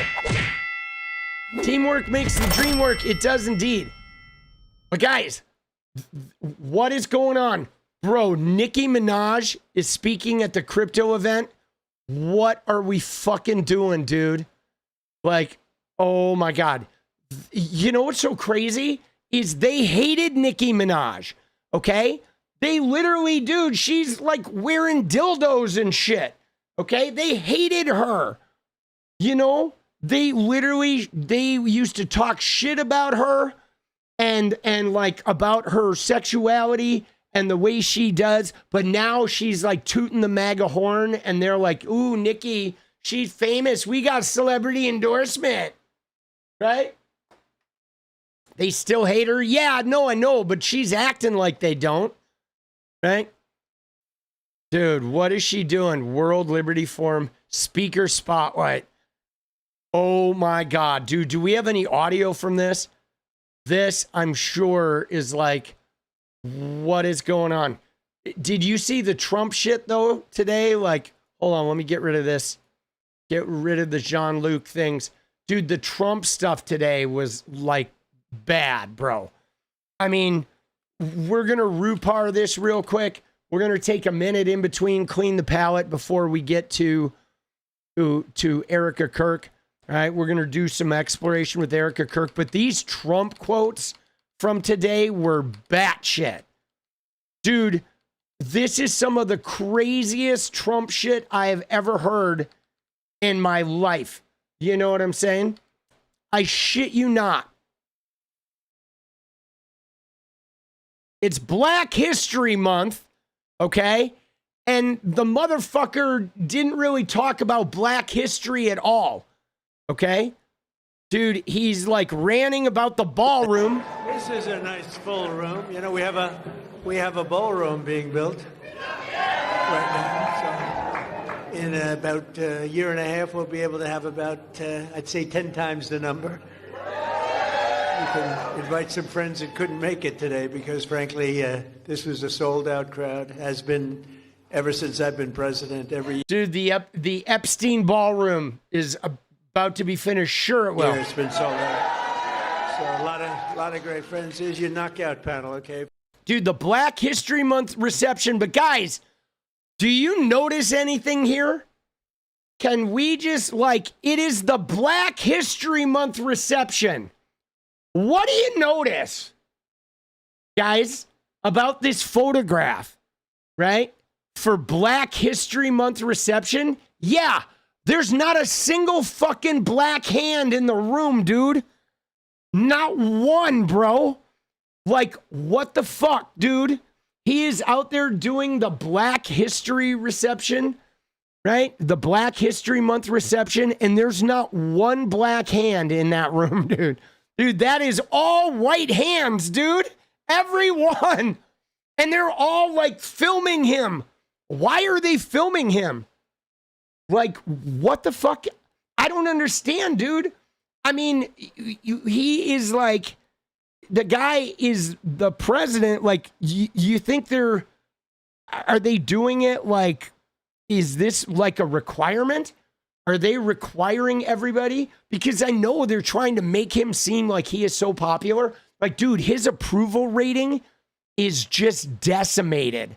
Okay? He is so underwater right now. He is underwater on the economy. He is underwater on immigration. I mean, you may have noticed, guys, with immigration, like what just happened?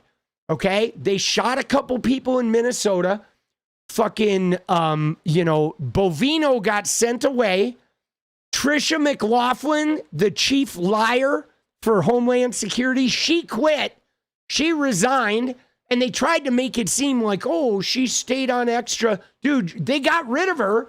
They got rid of Trisha and Bovino. They sent in Tom Homan. Now they're pulling the agents out of Minneapolis. I mean, it is a disaster.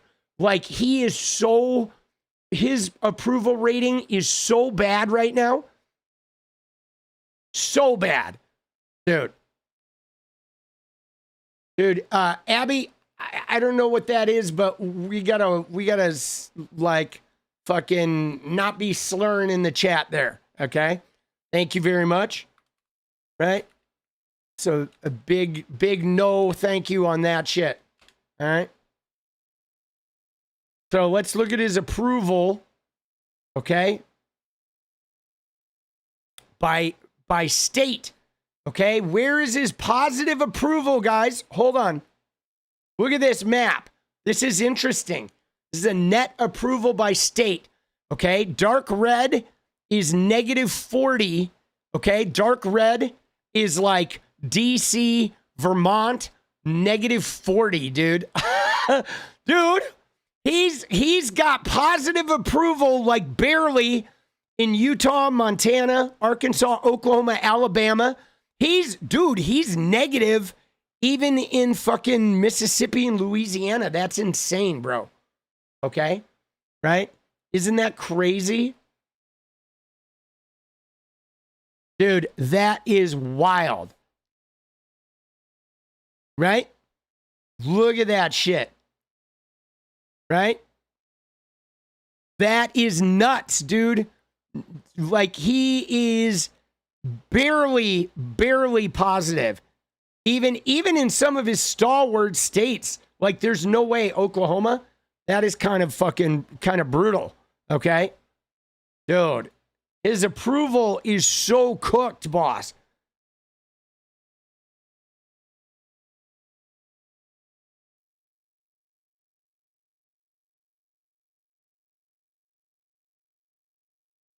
Dude, as Trump's popularity rises around the world, dude, he has no, like, let's see where he was. This is some bad 2 days news ago. in the polling for President Trump. His approval rating hitting new lows. CNN's Harrington is running the numbers on this one. Abby, you did do something, Abby. You used a word, you referred to fucking people of color with the fucking C word. That is not okay. All right? And you absolutely did it. That's why I deleted the message. Okay? And I'm just saying, don't do it again, or like you're gonna get bounced. Okay? We can't be using language like that in my chat. It's not okay with me. All right? And don't act like you didn't do it. I saw the message. I deleted the fucking message. I have the message history. So just stop. All right? Thank you. Thank you. Dude, worst approval in history. All right? Let's go. Some bad news in the polling for President Trump. His approval rating hitting new lows. CNN's Harrington is running the numbers on this one for us. Hello, Harry. Hello, Kay. Where does the president stand? Happy Washington's birthday. Dude, Harry Enton bothers the shit out of me, bro. Today. That's what it is in the state of New York. I'm a New Yorker through and through. Let's take a look at another president, though. President Donald John Trump. Look at this. Dude, look at this. Look at this approval. It doesn't matter that you're black, okay? I am white, all right? So you being black does not mean you get to use slurs in my chat, okay? You're allowed to slur it up on your own, in your own space, but this is my house, okay? And it's fine that you're black and you can say what you want, but you can't use slurs. Black people aren't allowed to use black slurs in my chat. Okay, it's not okay with me. All right, I don't like seeing black slurs. I'm fine with you doing it in your own space, but you need to respect my space here and the space of my chat. That, like, right? That we're not black, so we don't fucking use black slurs, and we don't want to look at them. Frankly, you know what I'm saying? I don't really see the point in that. You know, so I mean, you know, that shouldn't be news to you. Okay, so now you know, though. All right. And now I'm going to request that you like fucking stop making a big deal about it too, because it's fucking bothersome. All right. It's like, it ain't rocket science. You know what I'm saying? Like, come on, man. All right. You ready? That's what it is in Look the at state this. of New York. I'm a New Yorker through and through. Let's take a look at. Look at this though, dude. He is like brutal.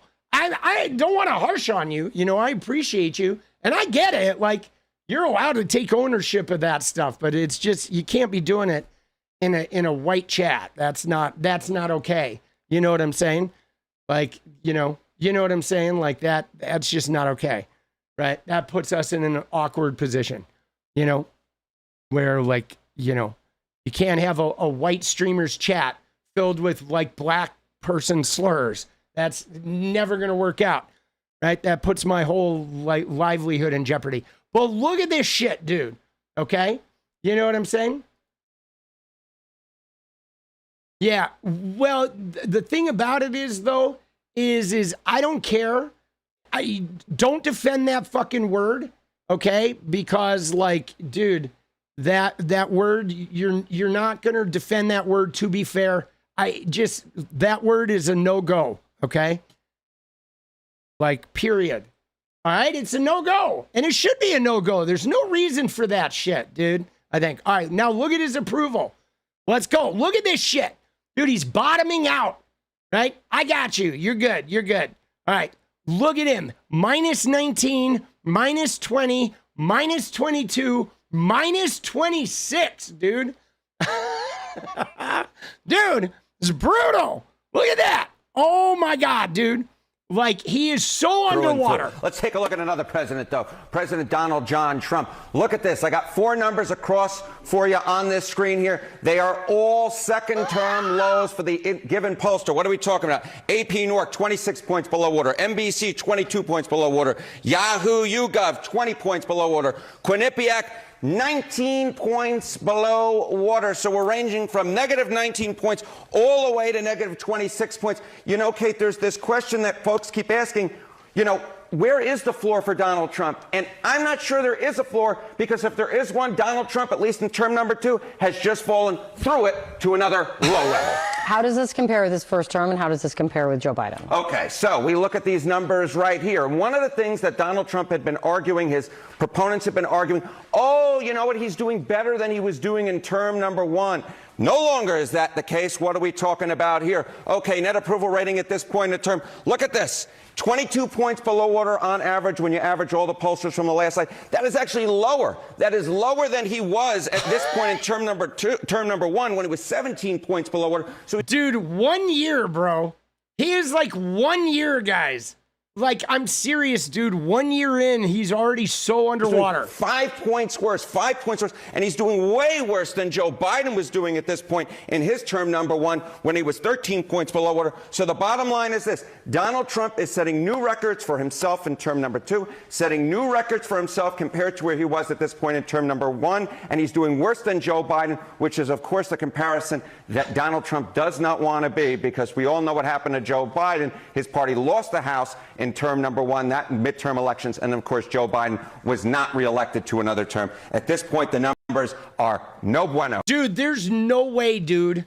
There is no way, right? There is no way homie is gonna fucking, like, they're gonna win the House. I mean, this is why they're talking about putting ICE in the polls and all that shit, right? I mean, there's a reason why they're trying to redraw the maps, guys. Because they know, like, oh my God, right? They fucking know. See, you know what I saw, guys? I don't know if you guys saw this, but I saw like a poll that sort of made the implication that part of what went on in 2024 is a whole bunch of like non-voters in the like the right-wing realm voted, and they just voted because there were like vibes or whatever. They were voting against the black woman, I'm sure, which is brutal, right? That they were able to farm a bunch of white voters that fucking don't normally vote, but because a black woman was running, they came in and voted for Trump. And even those voters are like, what the fuck is up with this guy? Like, they're all regretting it. They're like, yeah, like, oh shit. It was like 70% of them are just like, why did we vote for this guy? They're so bummed. Because, dude, he's fucking terrible. He was terrible in the first term. He was terrible in the second term. He was terrible in between terms. Like, come on, man. Dude, Black History Month. There's not a single black person in here, dude. Not one black hand, dude. Not one. You know what I mean? Like, what the fuck is that, dude? All right? He has a couple black guys speak up there. But, like, dude, look at this quote, though. You ready? All right, here they are, dude, during Black History Month. Very good. Yeah, 4 more years.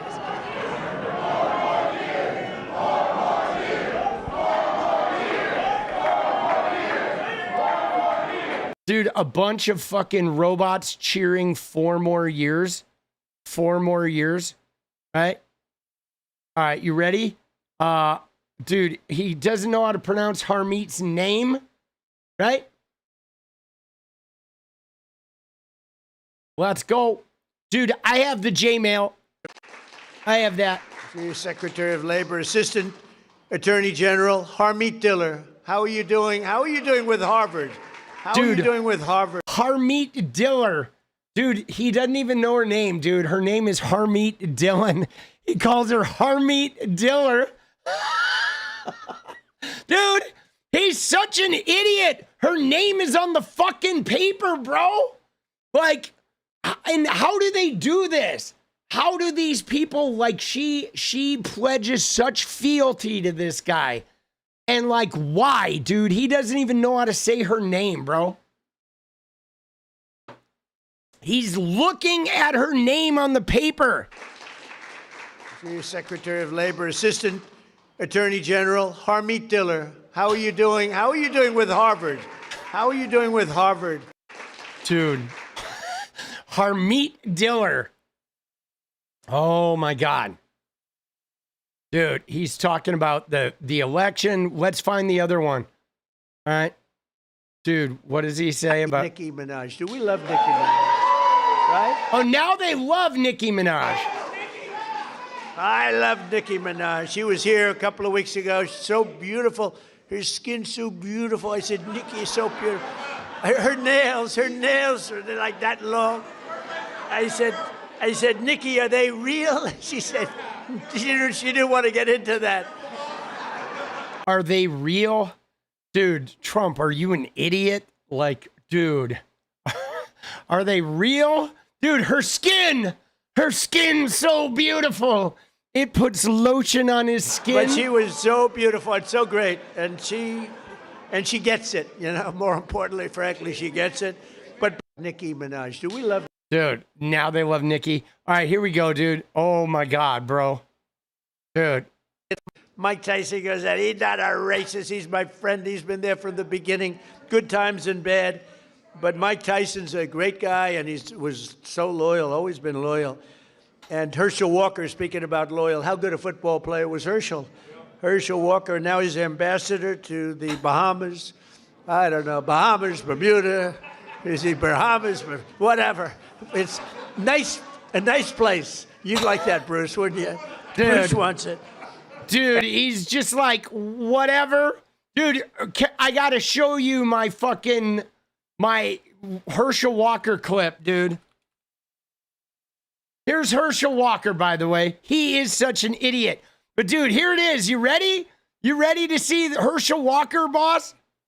Right? Here it is. Watch this. And it is. This is the end of his speech, dude. He's introducing Trump. Watch Herschel Walker. Here we go. This is from the campaign, dude. This tells you everything you need to know about good old Herschel Walker. And it is time for it to stop. And it stopped on Tuesday when we get to the polls and we vote for my friend and your friend, Donald Trump Jr. Donald J. Trump. And it is time for it. Dude, we vote for my friend and your friend, Donald Trump Jr., Donald Donald J. Trump. Stop, and it stopped on Tuesday when we get to the polls and we vote for my friend and your friend, Donald Trump Jr. Donald J. Trump.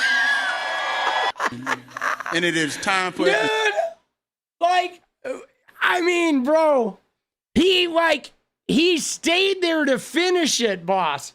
Oh, man, dude, Donald J. Trump, dude. He was like, I'm going to get this right. I'm not leaving until I get this right. Oh, bro. Dude, what the fuck, boss? All right. Oh, yeah, here's where it's crazy, dude. You ready? This is like the grapey shit. Thousands and thousands of lives in many cities, and frankly, if these radical left lunatic Democrats would come and say, please help us, please, we'd stop crimes all over the place. And we're doing it in a lot of cities. Sometimes we have to force ourselves upon them because they're so bad. And I don't even think they realize what's happening to their cities and their town. Dude, sometimes we have to force ourselves upon them. That's like his whole game right there, right? I mean, he sort of like let the quiet part out, didn't he? You know what I'm saying? Like, you know, with his whole game, right? Of like, yeah, we got to force ourselves out. We got to force ourselves on them. You need a little help. You need help in Atlanta. He just said, you're right. Atlanta, we could take care of Atlanta. I'll tell you what, you ought to get them to call me. We could take care of Atlanta so fast.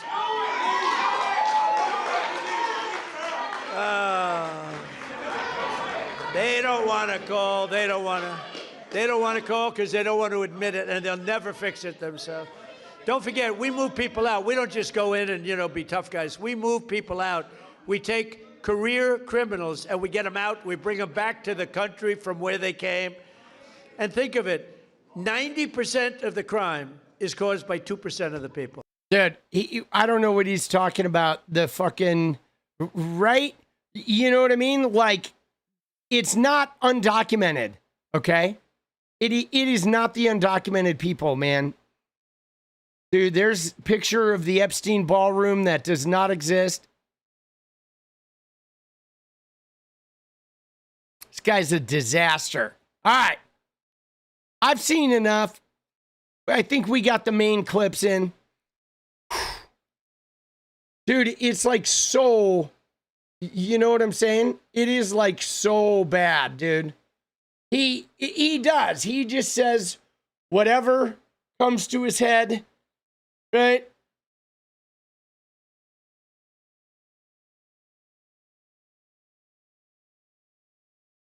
Just a disaster, bro.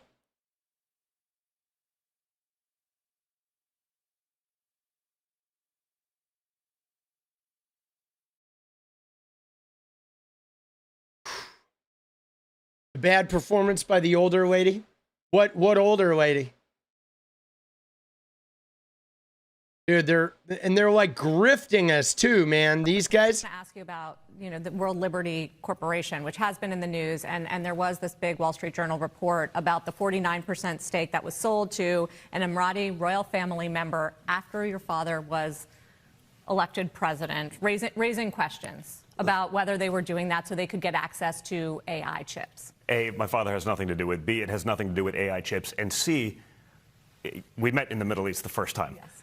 There's not a person in that room, there's not a banker, there's not a fund manager that doesn't go to the Middle East and to the, whether the sovereign wealth funds of the world. They're some of the biggest investors in every fund in America.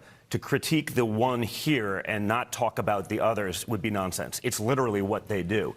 And so they have done that. They invested in it, and they've actually had already over a 4x return on their investment. It's a great investment and has nothing to do with the other.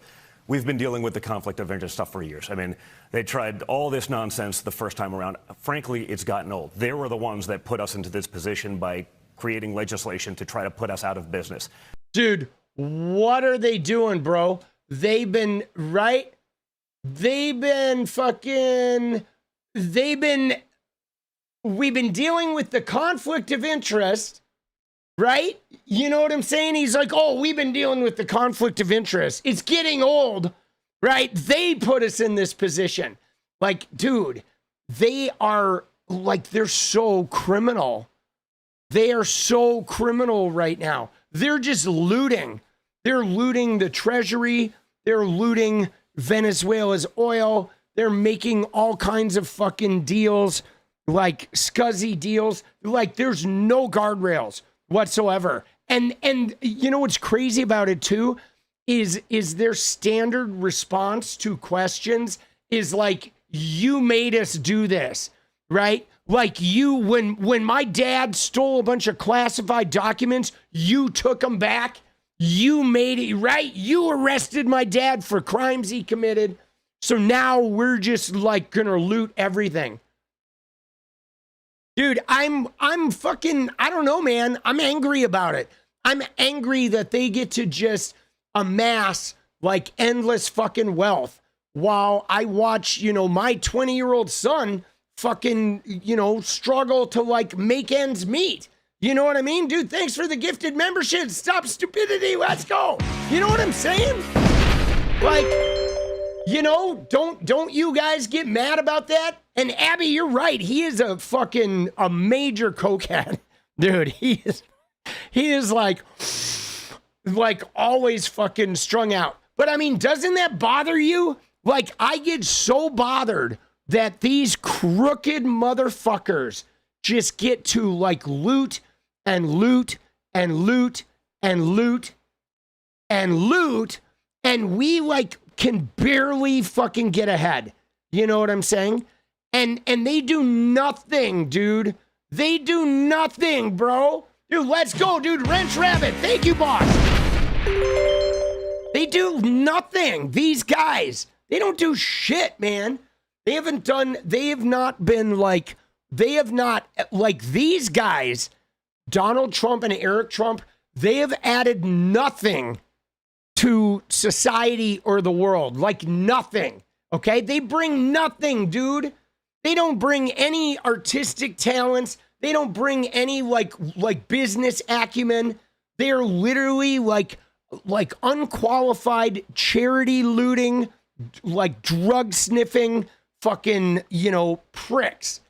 And because they're born into a family of power, they're like lampreys that just soak money out of all of us. Dude, it's so annoying, bro.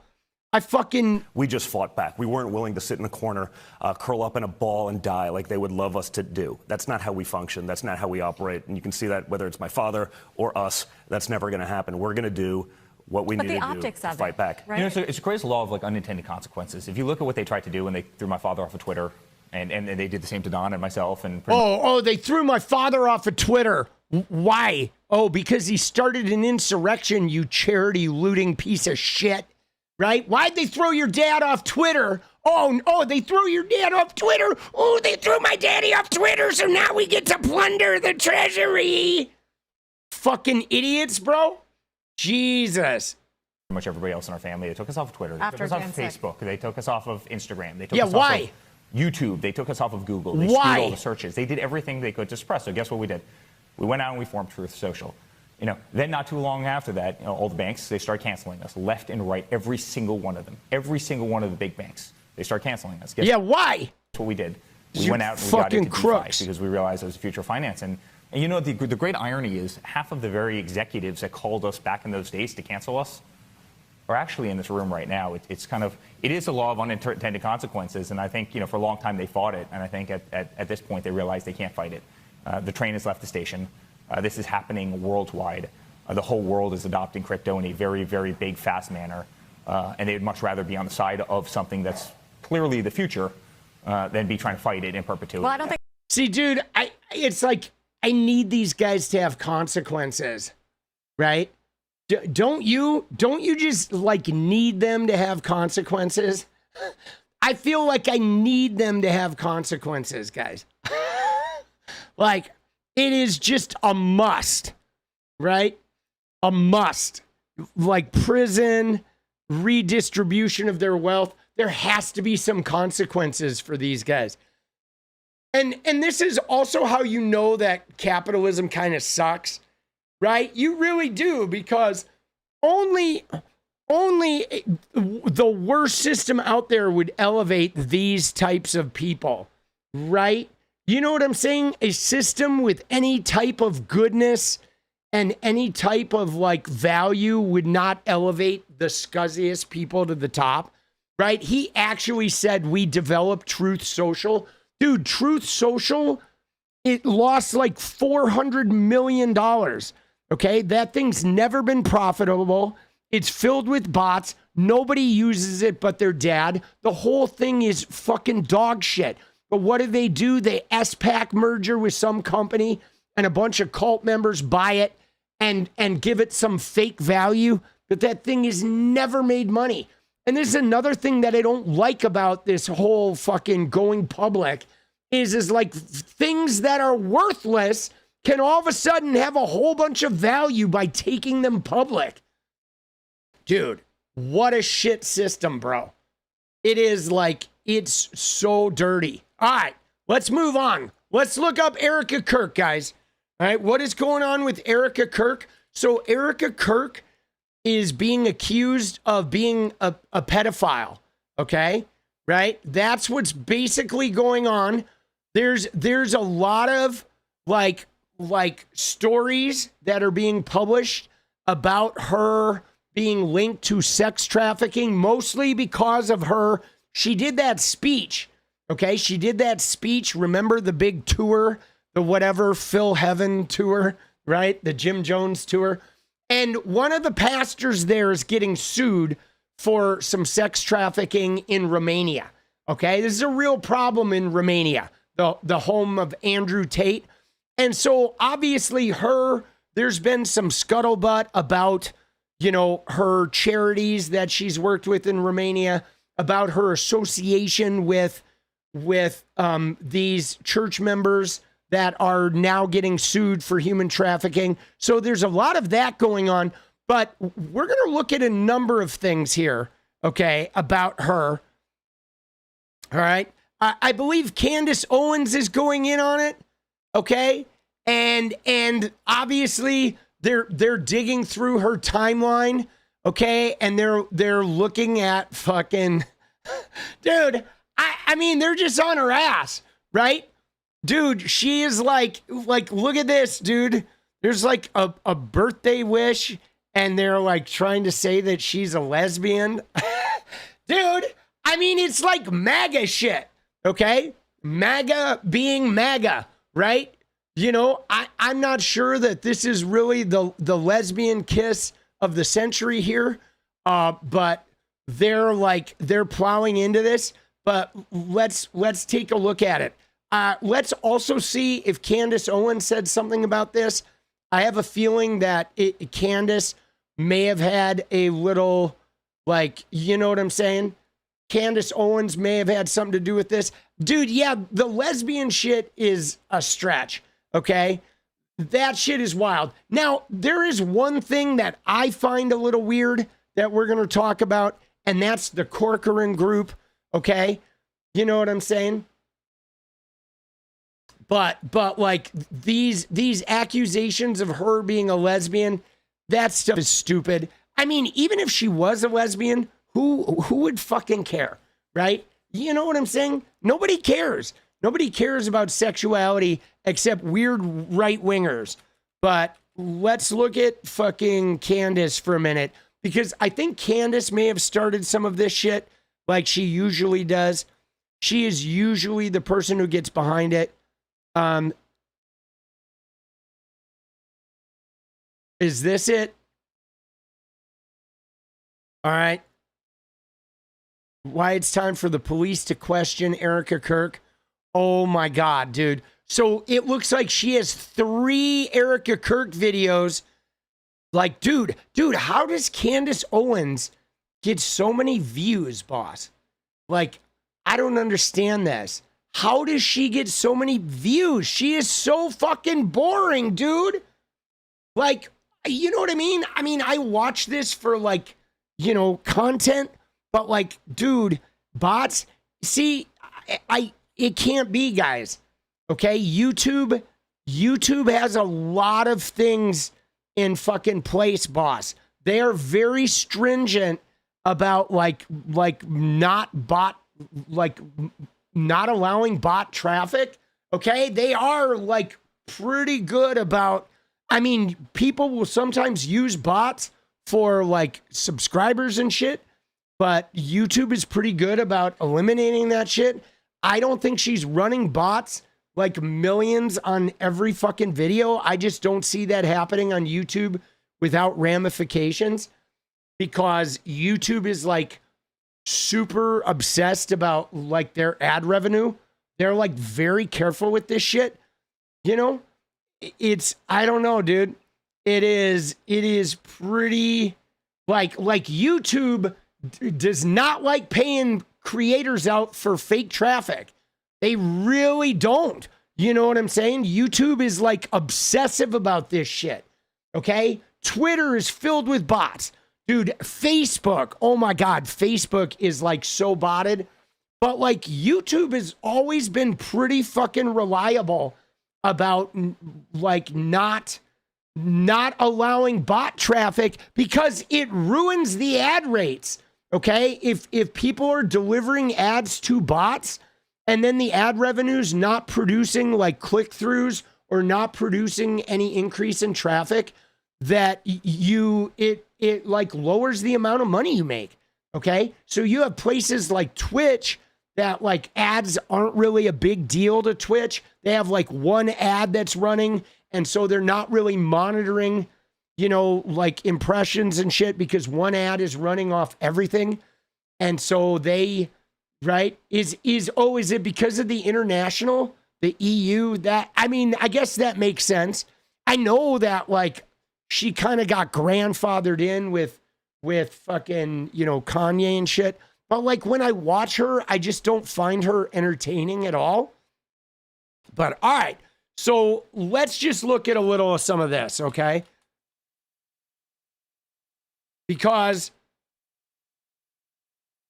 okay, here's some of this, okay, where obviously, okay, she was a Trump Miss Arizona competitor. Okay, Erika Kirk was. She was not like a beauty queen sort of thing, though. You know what I'm saying? I mean, I know she did well in like Miss Arizona, but like she was never like upper crust beauty queen level, right? Like I posted about her today, and someone's like, "Oh, you know, I mean, if you take Erika Kirk to New York City, she's like a 2, all right? If you take Erika Kirk to Nebraska, she's like a 9, okay? You know what I'm saying? But she is not somebody that is going to LA or going to New York, going to Paris and competing with the models on that level. She's like a Midwest model, okay? I mean, I don't mean this like badly, because she's certainly not ugly. You know what I'm saying? She is a pretty girl, but like there's like all of the prettiest girls from all over the world go to New York and they go to LA to be models. And so the competition there is like insane. It is like the prettiest women on the planet Earth. Like 90% of them go to those major cities. And then there's women that, you know, you see them in Omaha and it's like, wow, she's beautiful. But if you see her in New York, you wouldn't even notice her because everyone around her is like supermodels and shit. Okay. And somebody said she's porn hot. I mean, dude, she does look a little bit like 𝗙cie 𝗶𝗍. All right. I'm not gonna deny that. She's got a little 𝗙cie 𝗶𝗍. She's definitely had a nose job. But I think the thing about this isn't so much about the modeling. The thing about this is that she's a Trump person, okay? She's been in the Trump fold for a while, okay? For at least 15 years, guys. She's been in the Trump fold, okay? She like was competing in his pageants in 2010. And so she has been a Trump like person for a long time, guys, okay? A long time. Now, here's what I find weird, okay? What I find weird is this, okay? This right here, okay? Which is the Corcoran Group, okay? So Erika Kirk had no real estate experience, okay? She was not a real estate agent. She was a, you know, a like mid-level pageant girl, okay? That, you know, whatever, Miss Arizona, but never leveled up beyond that, okay? She did a bunch of charity work in Romania with some things that are questionable and suspect. She had a real estate license, but she was not like a real estate agent, okay? She was not somebody that had a well-known business doing real estate. And yet, she got a job at the Corcoran Group, guys, okay? Now, the Corcoran Group is like the biggest real estate agency in New York City, all right? Like, this shit is like insane, dude, okay? It is a luxury residential real estate brokerage, all right? It is like high end, like super high end, super like crazy high end, like multi-million dollar, massive fucking, you know, real estate deals, okay? Now, the thing about the Corcoran Group is it handled all of Epstein's properties. It handled all of Les Wexner's properties, okay? It handles the properties of like basically all of the people that are in the Epstein files are probably handled through Corcoran. Now, what's crazy about this, guys, is the timing, okay? If she got that now, okay, after she was like thrust into the spotlight and she is now a right-wing sort of MAGA Trumpian person, TPUSA, whatever, if she got that now, it would make a little sense, like her bringing in, because she's somebody who could represent property to all of these wealthy evangelical Christians, right? But guys, this was 2018, okay? This was 2018. Nobody knew who the fuck this woman was in 2018. Nobody. She was a nobody. She was a like 6 years after Miss Arizona, not a model, not a fucking, you know, Miss America, not a high-level business person. She had gone and gotten some fucking college at like a Christian university. She was a nobody. And you ready? You ready? She met Charlie the same year, okay? She met Charlie the same year she went to Corcoran Group. So she gets a job at the most prestigious real estate firm in the fucking in the city of New York, a city that she doesn't even really live in. And then that same year, she meets Charlie Kirk too, right? The Charlie Kirk setup. So, I mean, that's weird, right? That's fucking bizarre. And it was 1 year before Epstein fucking gets bounced, okay? You know what I'm saying? But the Corcoran Group is fucking pretty crazy, okay? That is some big shit, all right? Dude, look at her, bro. She is like, Jesus. Dude, Jesus. Dude, somebody AI'd the shit out of that fucking thing. All right, you ready? Let's fucking see what we got here. Let's look at some of this. Because now, guys, the content is just going wild. They're having a field day with fucking Erika Kirk and Jeffrey Epstein. And so let's look at some of this shit. Dude, daddy? All right, let's see. Dude, I'm just curious about where they're going with all this. All right, here we go. Been an Erika Kirk hater since day dot. All right.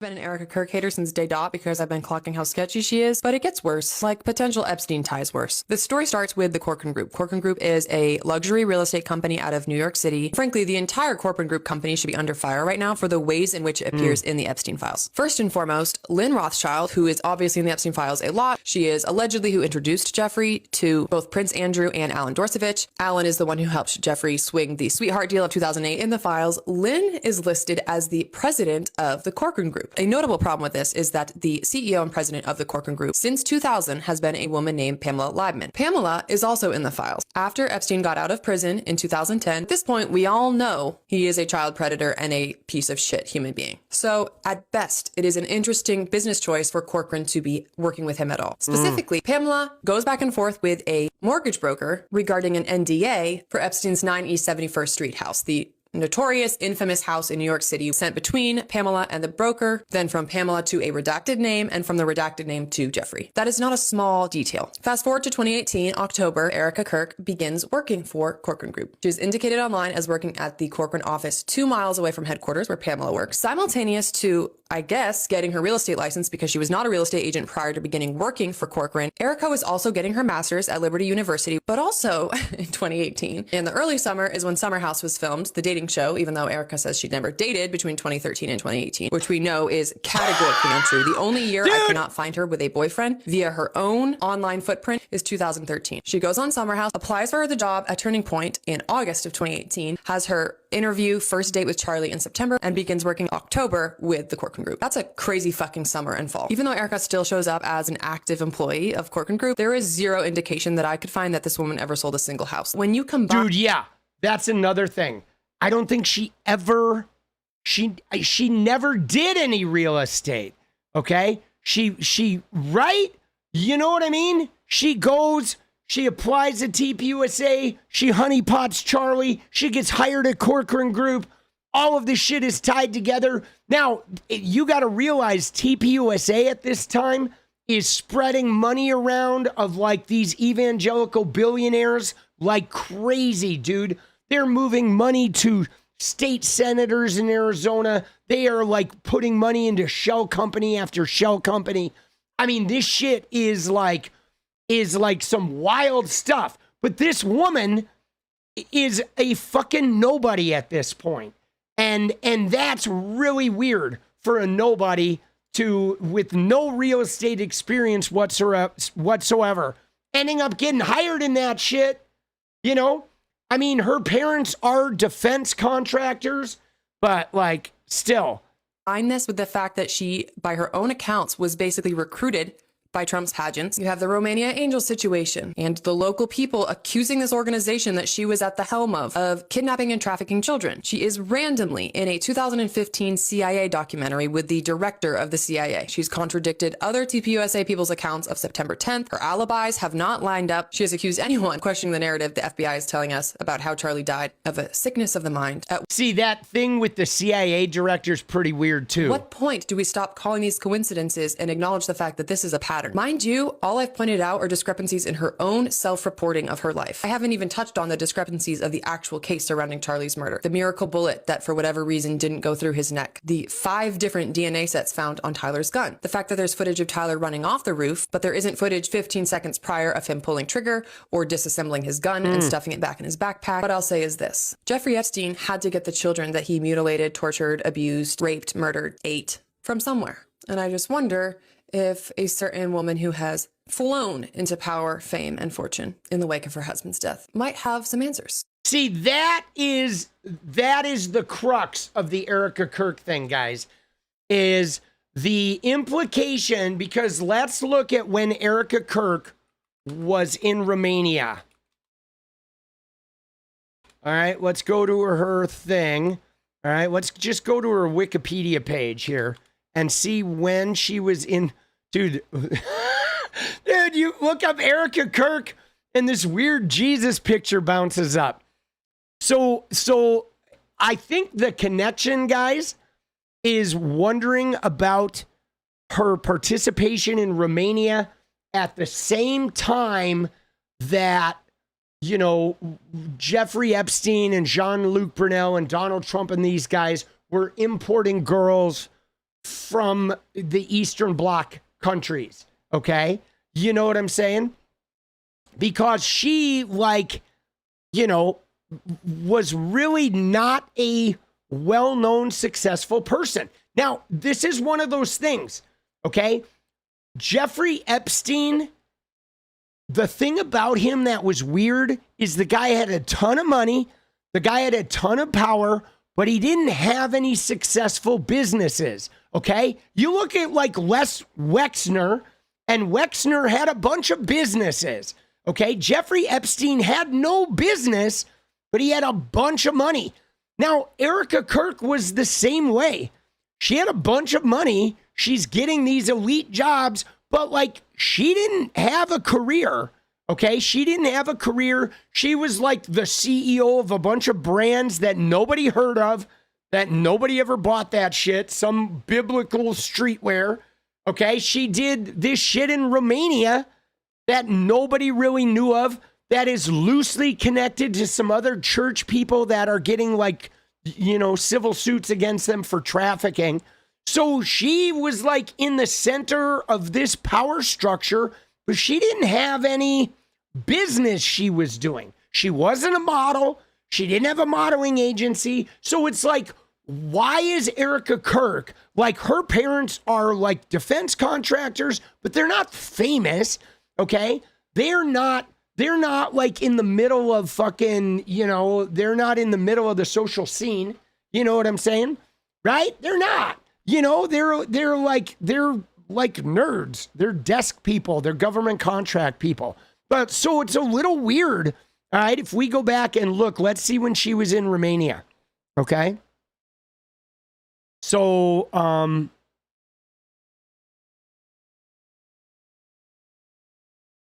so she had her Everyday Heroes in 2006. All right. Let's see.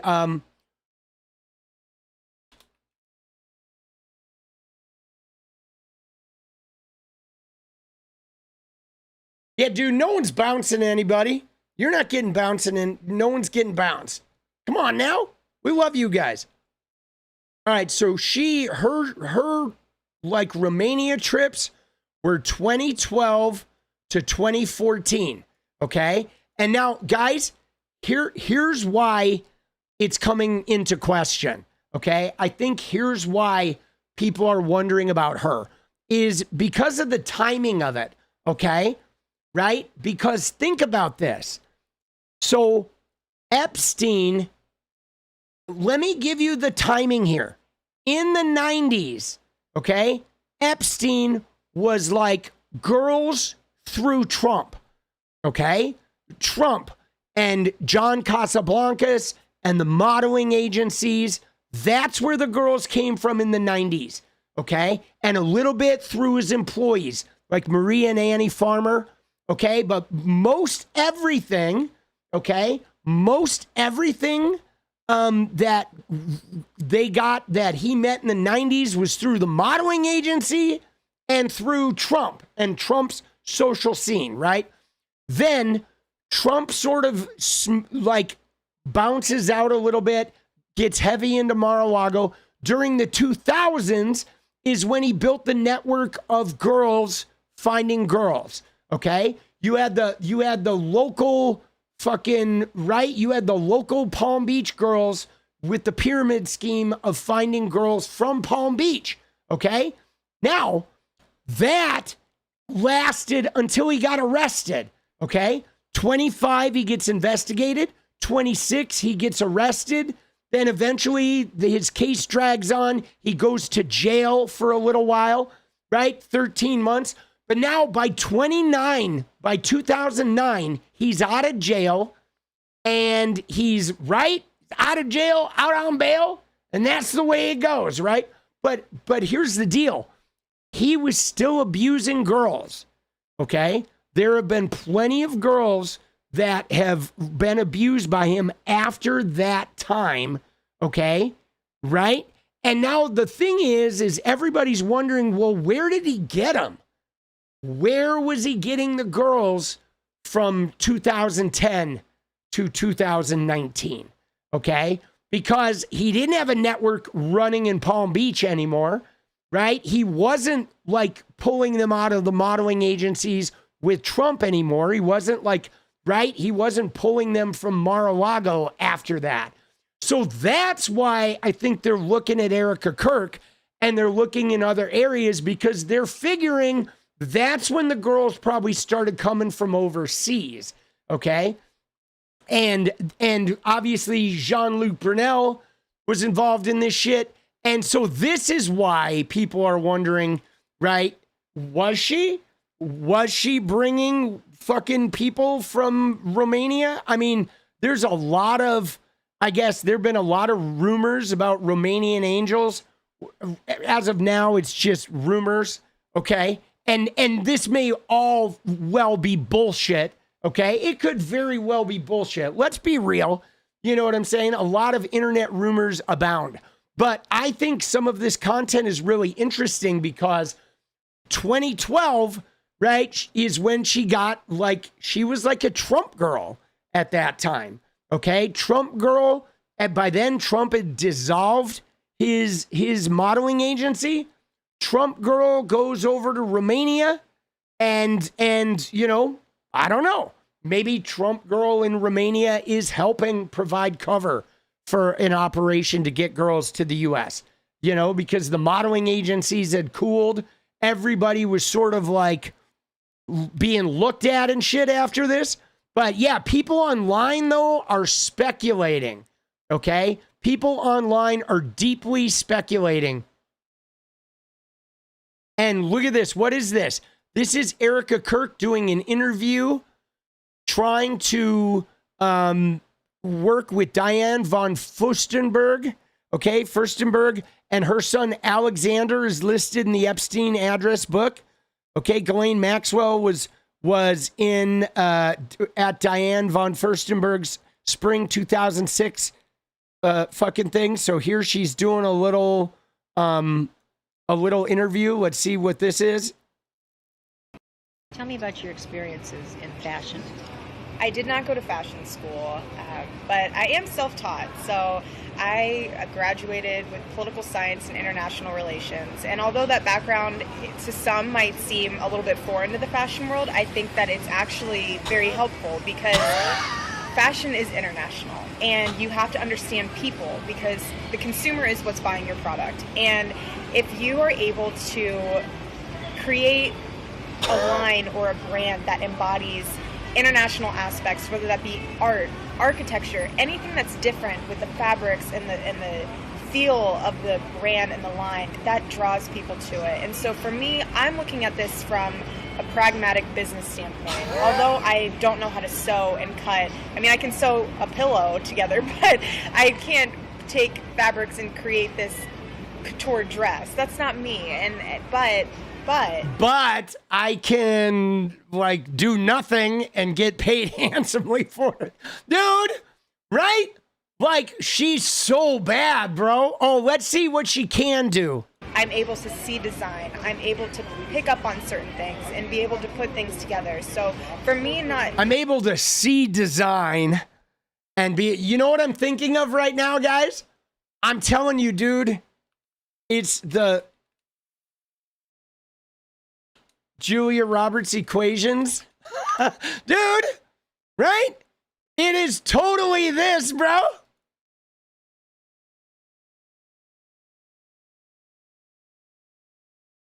Dude. Dude. I see designs, bro. This is it, dude.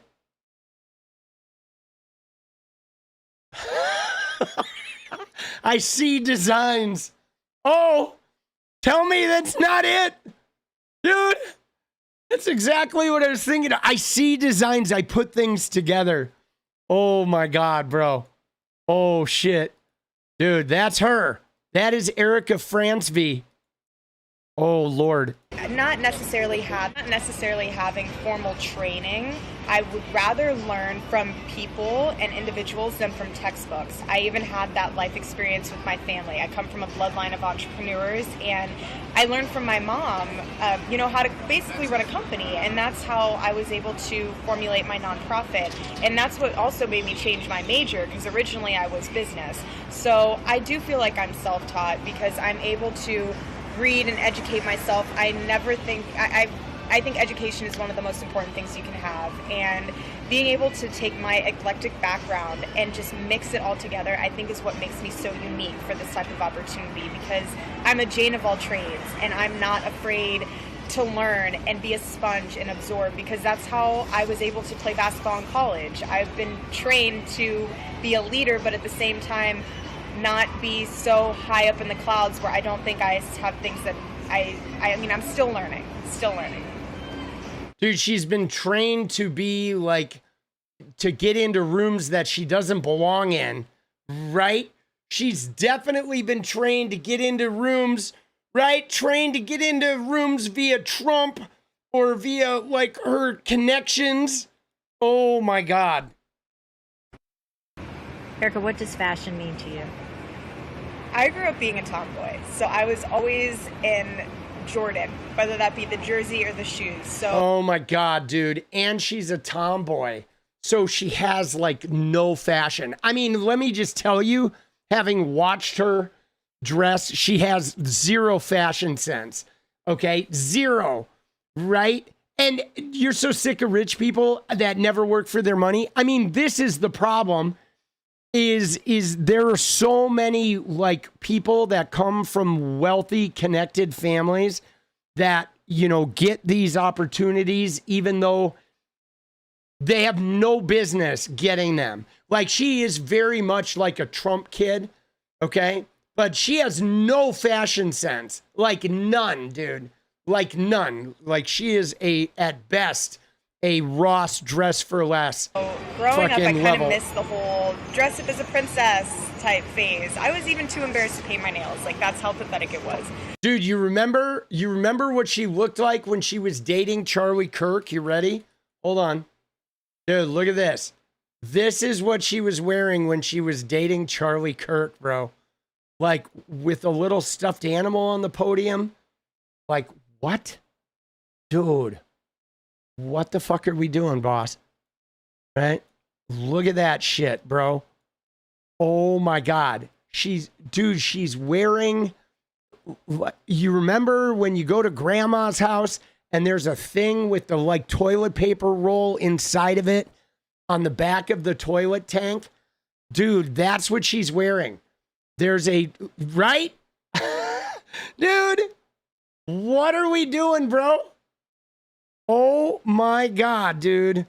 It is like a handful of doilies exploded and she got caught in the crossfire. But I did dress up as a princess once, and take that back.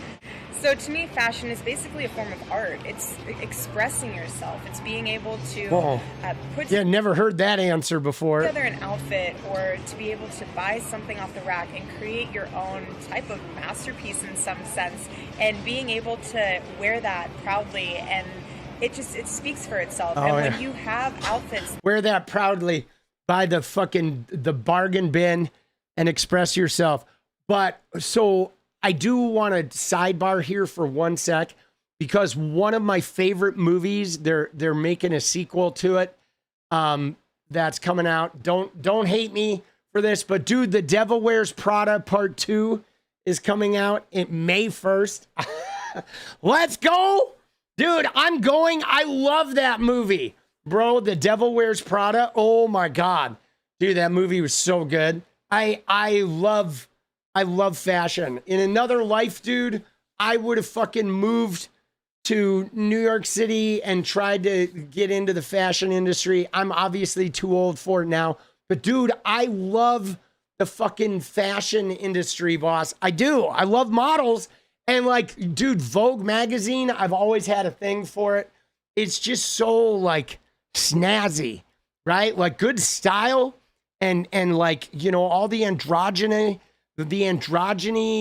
in, you know, the modeling industry, where it's like, it's not quite feminine, it's not quite masculine, but it's like bold and daring and like, dude, I love that shit. You've never seen The Devil Wears Prada? It's so good. I mean, you know, it's cheesy in its own way, but it is good. Can we not talk about the modeling industry? Dude, the modeling industry's not all bad, guys. It's not all bad, right? And it certainly has gotten better. They've definitely cleaned it up since the old days. But like, dude, there's a lot of fucking modeling that is not fucking degeneracy. You know what I'm saying? There's a lot of it, right? We're not going to throw the whole fucking industry away because of some bad apples, all right? We're not, dude. You can't let them fucking take it, boss, all right? You can't, right? We're not going to give up the whole fucking acting industry because of Harvey Keitel, right? Or because of the bad apples, right? They're like, models are still like, they're fucking artists and they're craftspeople. And the ones that are good at it are like astonishing at what they do. And a lot of those photographers are like incredible. And so we can't lose this fucking, you know, incredible like art form just because there's a bunch of fucking predators in there, right? You're not going to let the predators fucking take over, boss. You can't. You got to fight them. That you're proud of. That's and how you I feel. Confident in your outfit. That makes your whole day so much better. Dude, Harvey Weinstein. Dude, I didn't say Harvey Keitel, did I? If I said Harvey Keitel, I'm sorry. I meant Harvey Weinstein, right? But you know what I'm saying? Like there, you know, there's a lot of predatory shit in the world, but you can't, like, you don't want to like take away the work of the artist just because of the predators. You know what I'm saying? It's fucking, dude, I love fashion, man. I do. I always have, right? I do, boss. Did I say Harvey Keitel? I'm sorry that I said Harvey Keitel. Dude, I meant Harvey Weinstein. My bad. Dude, right? Oh, shit. Oh, man. Right? Dude, now, guys, there's like a whole bunch of like modeling that is outside the mainstream industry, right? On Instagram. And I mean, like people making a living. Like there's an underground culture of it that I think is much more above board, because they will not work with people that are creepy. You know what I'm saying? And so there is a, like, you know, I feel like a lot of models rose up with Instagram, and it allowed them to create a modeling culture that exists outside of some of the gnarly shit, you know? But dude, I just love the industry, man.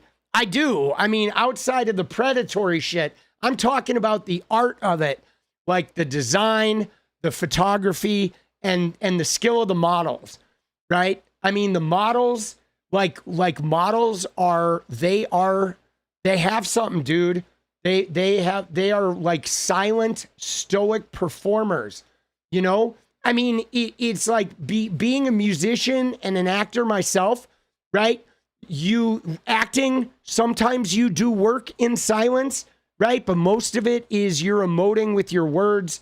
You're experiencing these emotions. But like the skill of being somebody who stands in front of a camera and is able to look like 20 different people, 100 different people, 100 different like nationalities, you know, androgynous, you can't tell if they're male or female, and they literally just silently like emote like endlessly is fucking, it is a gift, man. And I swear the people that are good at it, they never get enough credit, because people think it's just about like being pretty, but it's not. It's like, it is like knowing every angle of their body, like what piece looks best in front of the camera, knowing like how to respond to whatever outfit they're wearing. It is like, I don't know, man. It's just a real art form, dude. It is. And unfortunately, like a lot of them don't get the credit they deserve.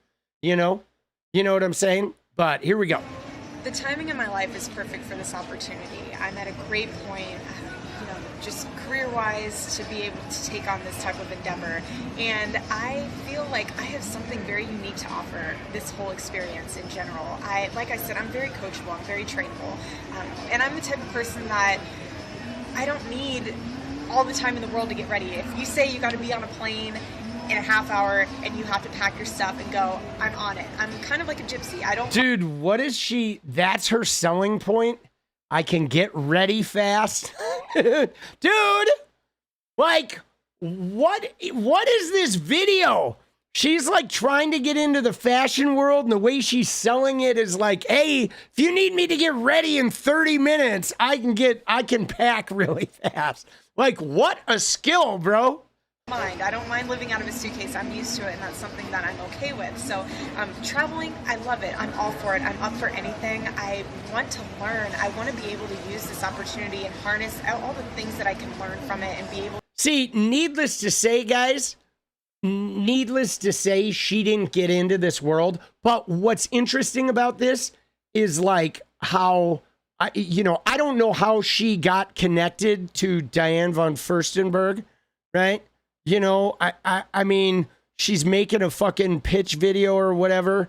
And so I guess maybe through Ghislaine Maxwell, maybe she was in the Epstein network. But what's crazy about this, though, guys, is thinking about this, like, it's so competitive. And those of you who have seen fucking whatever, The Devil Wears Prada, which is a simple, goofy-ass movie.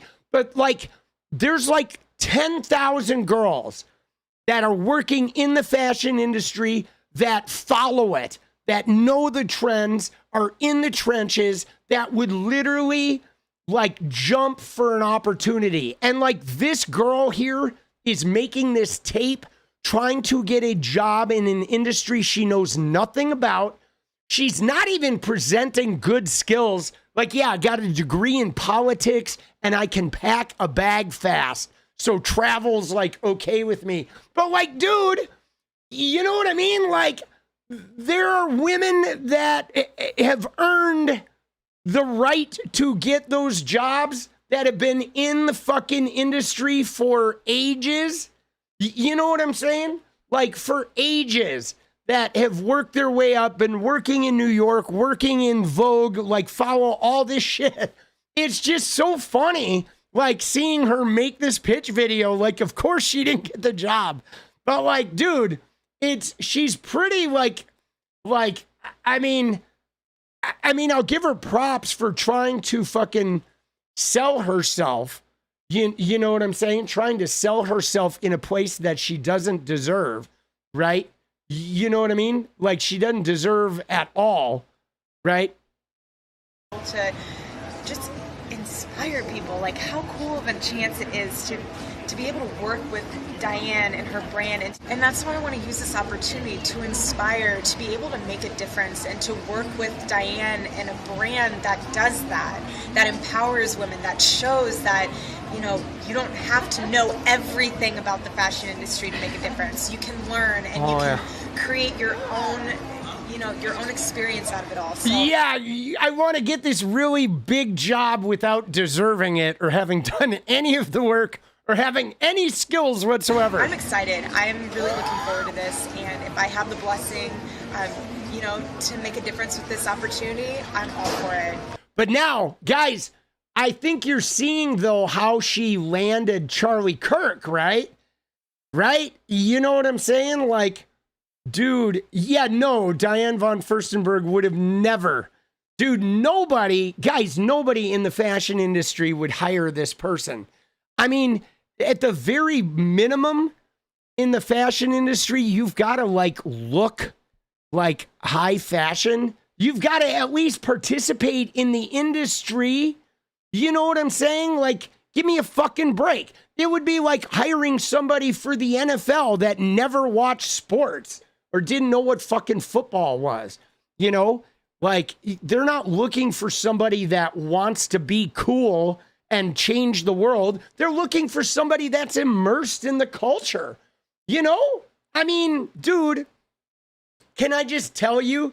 Can I tell you a sidebar? Because I did something like this once. All right. I'm embarrassed to admit it, but I'm going to share it with you. Okay. So I had a midlife crisis. Okay. I did. I had a midlife crisis like before I made my album Let Go Afterglow. Okay. I've had many midlife crises. This one, I was like 34. Okay. And so what happened was, you ready? Here's what happened. So I had been in bands here, and I had this band number 3 breakdown, and the band like sort of tanked, right? It was like I was in a weird space, okay, where I wasn't sure what I was supposed to do, if I was supposed to continue playing music. I pulled the plug on this band. We had managers and we were kind of a thing, but I didn't like the music. It wasn't like inspiring me. And I had been running a recording studio, but it was in my house, and I didn't want to be a sound engineer. I didn't want to go into recording. So I didn't know what to do. So there was a club here called the 𝗙𝗪𝗏. That was like the it club. And so I went and applied for the assistant booking job at the 𝗙𝗪𝗏, okay? Because I'm a musician, whatever. I play clubs. So I went and I met with the booking agent, who I later ended up knowing years later because she quit booking and became a director. And so we got to know each other then. But when I got to this interview and she started asking me about like, who are the big bands in town that you really like, I was like really flummoxed, okay? Because I was not super immersed into who were the big bands in town, because I was like playing a lot and like, but I didn't get to go out and see a lot of live music. So there was like a small handful, but this booking agent could easily tell that I was not like super immersed into the local scene. And so it was, once she asked me those questions, I was like, oh fuck, dude, there's no way I'm getting this job. Like, in fact, she is like wondering right now what the hell I'm doing in this room. You know what I'm saying? And it became very obvious that that was not the right job for me. And so I didn't get the job. And I was actually quite embarrassed for even having wasted her time. And I ended up writing Let Go Afterglow and touring the country and went a whole nother direction. And then years later, I got a job bartending at the 𝗙𝗪𝗏. And then eventually I became a director. And that booking agent was a director, and she and I got to know each other as directors years later. And we had a good laugh about that fucking interview. But I was like, all right, I'll go see if maybe I'm supposed to not be making music, right? But the thing about it is, though, is it's about like being plugged in, okay? You don't necessarily have to like have on-the-job experience to go into the arts, but you do have to be like immersed in the culture, okay? That's really what it's about, okay? It is like a young kid, whether it's guy or girl, who is obsessive about fashion in the middle of fucking Nebraska. This is the age-old story. If they follow the trends and they're immersed in the culture, they could go to New York and they could land a fucking like a starting job that leads to something because they can tell they're immersed in the culture. You know what I'm saying? And what's so weird about Erika Kirk is like she's not immersed in the fucking culture at all. Like what was her culture? You know what I'm saying? Like she went to a religious university, and I mean, her culture was like she knew Donald Trump, but like, dude, she didn't, you know, she's not in the fashion industry. She's not in the, like, you know what I mean? She's not an artist. She tried to be an actress and she was not, you know, she's a terrible fucking actress, right? Dude, TPUSA has Satanists on the board. Who are the Satanists? Dude, she is like wild, bro.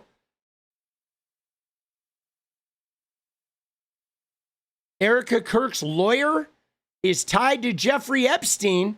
Uh-oh, what's this? Erika Kirk and her Florida-based lawyer, who's, by the way, directly tied to Jeffrey Epstein, are moving to make sure that Tyler Robinson's trial is conducted as quickly as possible so that they can get this kangaroo court conviction and almost certainly a death sentence and then cement the official narrative. See, here's what's wild, guys. And certainly a death sentence, and then cement the official narrative. See, you know what's wild about this, guys? Is like, these are right-wingers, okay? Like 𝗙ście🗶🗆. This guy's like a right-winger, dude. This guy is like a fucking far-right conspiracy theory dude. So that's the thing that's fascinating about Erika Kirk and her, whatever's going on with her, is like she's getting attacked by like her own side. I mean, nobody on the left really even cares about her at all. But like, dude, she's getting like attacked from the right, right? And she's getting the honeypot accusations from the right. And she's getting the Israel accusations from the right. The CIA accusations from the right, right? I mean, it's wild that she is like being sort of picked apart, okay, from the entire sort of right wing, right? You know what I mean? Which is crazy. Let's see who her lawyer is.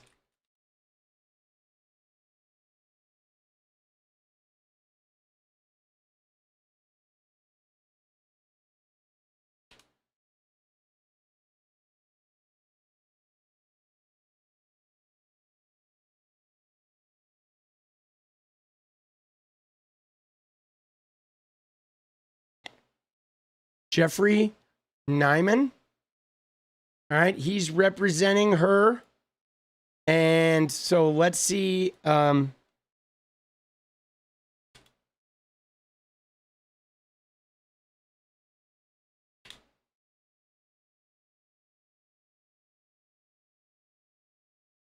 fuck, bro. No way, dude. Oh, that's crazy. Dude, that is wild. It's not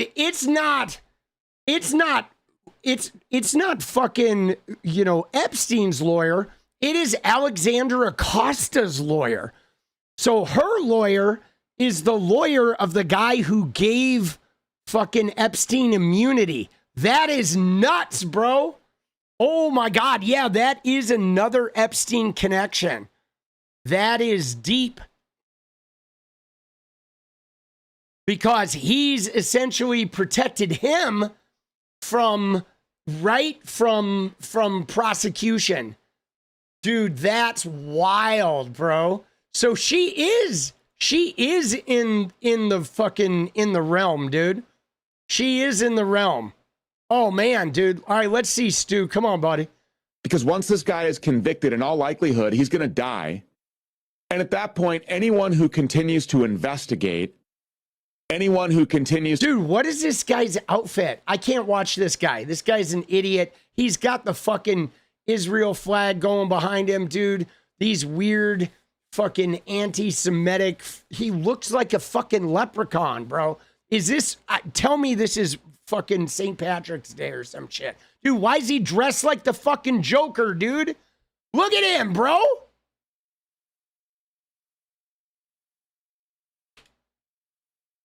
He's dressed like the Joker in Fortnite, boss. Like, what the fuck is this guy doing, dude? This 𝗙ście🗶🗆 guy. Like, what a fucking weirdo, bro. He's like the reverse Joker, right? You know what I'm saying? Dude, dude, what an idiot. Not high fashion, bro. Oh, shit. Isn't that wild? All right. And see, this is the CIA video. Okay, they've been digging this shit out for a while. We have 5 major threats that make our grid extremely vulnerable that we've presented to congressional officials. 1 being cyber, 2 being hackers, 3 being physical threats, 4th one is solar EMP, and the 5th one is man-made EMP.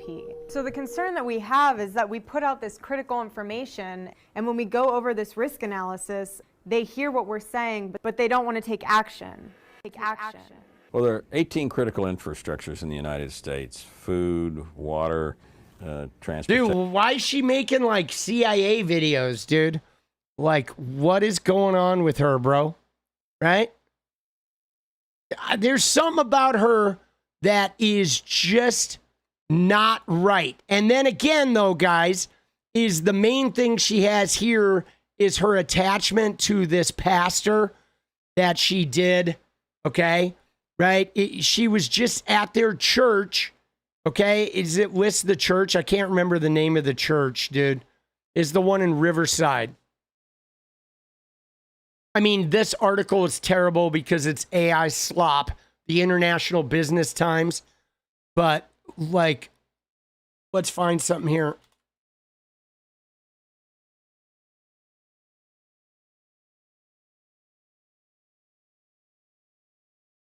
It's, dude,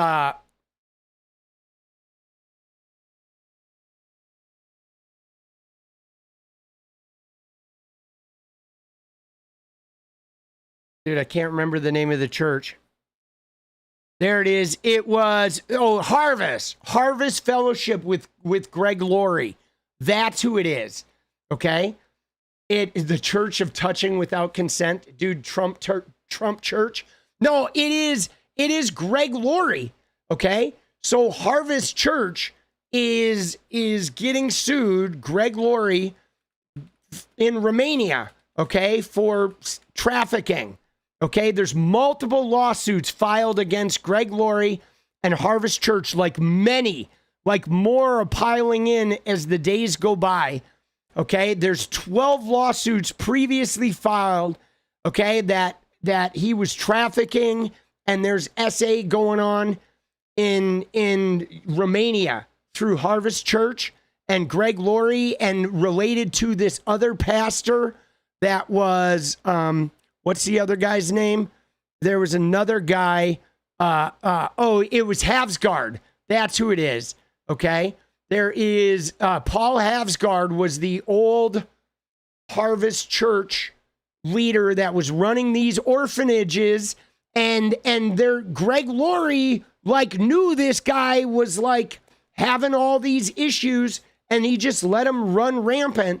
But so there's a lot of fucking SA charges coming for these guys. And guys, this is who she spoke with, okay? When she had that big, Making Heaven Crowded tour, she spoke with Greg Laurie, right, on stage at his church. That's where she went, guys. She was speaking at a church with this guy with lawsuit upon lawsuit upon lawsuit. So, obviously her Romanian angels, she's connected to Greg Laurie. She's connected to Romania. She's connected to Donald Trump. She's connected to Jeffrey Epstein. And in the middle of all this, she like hooks up with Charlie Kirk. And then Charlie Kirk ends up dead. And now she's like the president, the CEO of Charlie Kirk's little organization. And now it's become basically the Benjamin Netanyahu show. I mean, this is weird, right? Like that's a lot of weird connection to have, bro. Like, what are the chances? And now, like, Tyler Robinson, they're trying to just crank through. Like, they want to just get him, like, in prison and away, okay? And so something about this shit is pretty weird, okay? All right. And now a lot of it is just speculation and rumor, of course. But, dude, there's a lot of weird connections there. Like, why are they all connected? Right? Why? Seriously, why is every Trump-orbited person deeply connected to Jeffrey Epstein in business with him? Why? Okay? I mean, if you look... Like, let's take Clinton as an example, okay? Because Bill Clinton is somebody that obviously he's in there. He probably did some shit. He used Epstein certainly to like make connections in Africa and to get his foundation off the ground. But if you look at Bill Clinton's like circle of people, Bill Clinton's involved with Epstein, but his whole circle is not, okay? It's not like every person in Clinton's cabinet and every person in Clinton's social circle and every person in Clinton's orbit is in business with Epstein. No, it was Clinton was like connected to him, but like nobody else around him was connected. But with Donald Trump, everybody is. Everybody he does business with, everybody in his cabinets, everybody in his social circle. It's like 85% of everyone close to Donald Trump was deeply, deeply connected to Jeffrey Epstein. And I mean, you look at somebody like Steve Bannon, who was like the architect of Trump's like rise. And Bannon was literally like, so like Bannon and Epstein are like one organism, dude. You know? So like something's going on with that. You know what I'm saying? Like that is not an accident. They all have the same lawyers. They're all like in bed with each other. And, and they're lying about it, okay? They're all lying about it. I mean, dude, it's wild, okay? It is wild, dude. I don't know, man. Why, YouTube's muting you guys? I mean, dude, YouTube has some crazy censors, guys. All right. So maybe tomorrow we got a little deep on Erika Kirk, and I'm gonna make some videos about her though because I'm intrigued by her because again she started Trump, she started at Trump land, okay.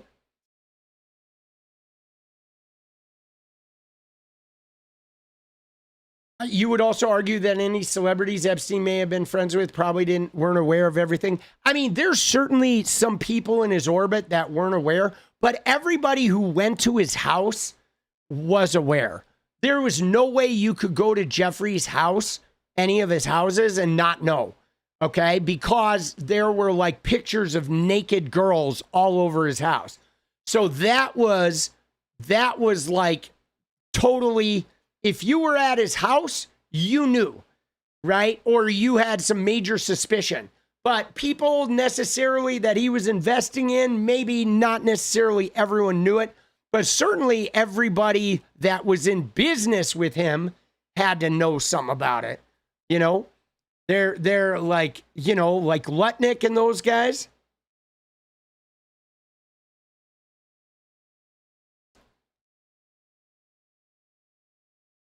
But a lot of this shit, though, is, dude, a lot of this shit is phony and fake.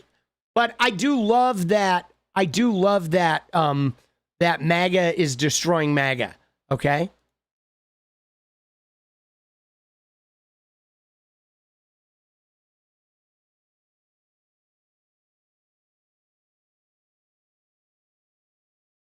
Oh shit! Look at Grok though. Grok said allegations link her to trafficking, but no formal charges.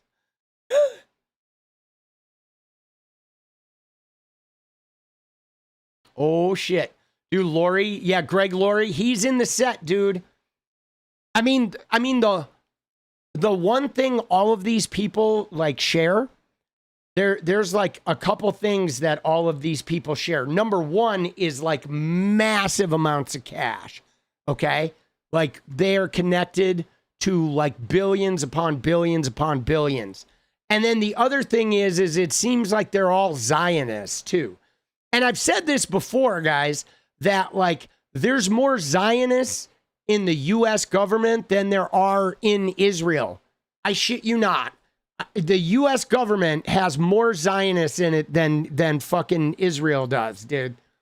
Like, I guarantee it, Ross. Because they're trying to, set off the rapture, right? Oh, it's a huge problem. It's a huge fucking problem, dude. Dude, our right wing of the U.S. government is so fucking Zionist. My YouTube chat is fucked up. Dude, my chat's not fucked up.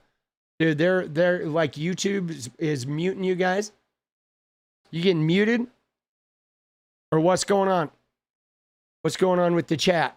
Are you guys getting heavily fucking, are you guys getting heavily, is YouTube heavily, like preventing you from talking? Are you getting censored? You gotta pick words. You gotta dance around that shit, boss. Right? You can't use those trigger words. Zapping you?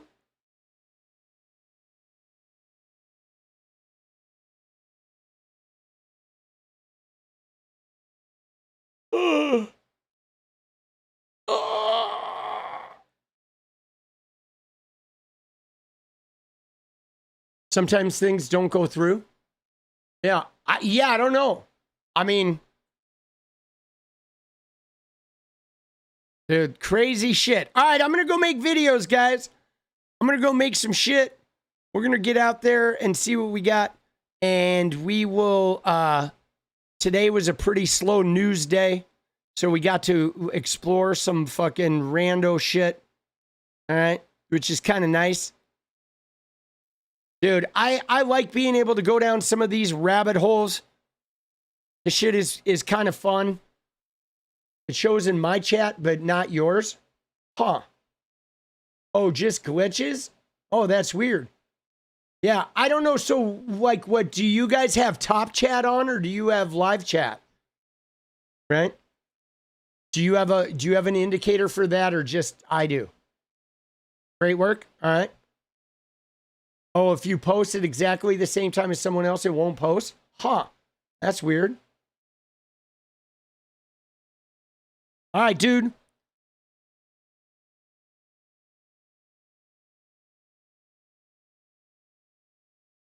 Dude, these people, I'm telling you guys, these fucking, like, I feel like the evangelicals are going to be the end of all of us, boss. They are. You know, the evangelicals are like,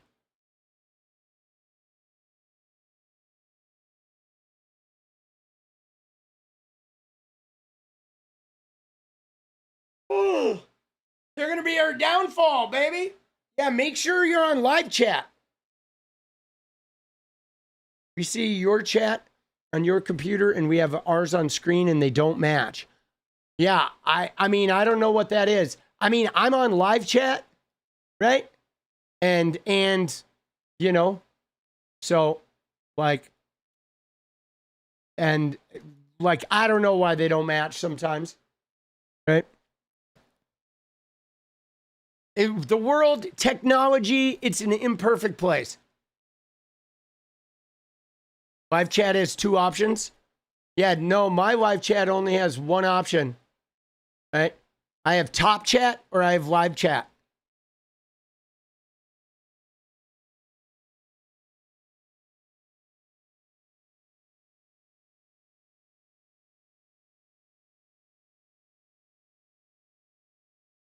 Dude, I think Nazi shooters are very problematic. Guys, I'm not convinced with the whole, like, you know, they're trying to like blame shooting on like people being trans, and I'm not buying that. I've known a lot of trans people over the years. I'm not buying that correlation. Okay, I mean, I think like the Nazi tattoos on that person's arms have a lot more to do with why that person ended up shooting people. Okay. I you know, this idea that like transgender people are like prone to violence. I'm not buying it. Dude, I'm not fucking seeing it. They are hardcore campaigning for this shit though, dude. And they used to say it about gay people. Absolutely. They used to say that they were like unpredictable, that they were like luring your kids. They were like dangerous. They're going to go off. They're going to explode. And I mean, they always do this shit. They said it about immigrants. They're saying the same shit about immigrants. But like, dude, Nazi ideology though, that shit is militant. Okay. That shit is about, you know, I mean, there's a whole ethnic cleansing element of that. This idea of like dehumanizing, you know what I'm saying? But there's a lot of propaganda right now that is trying to like other transgender people into some special class of like mental illness. They're going hardcore for it because they want to pass laws that make it so they can't exist in public. I mean, they're really campaigning hard for this shit, boss. You know? They are. And I'm fucking tired of it, man. You know? Dude, woke 2.0, dude, is coming. Get ready. All right, you ready? Let's get the dance party underway, boss. Let's go. Oh.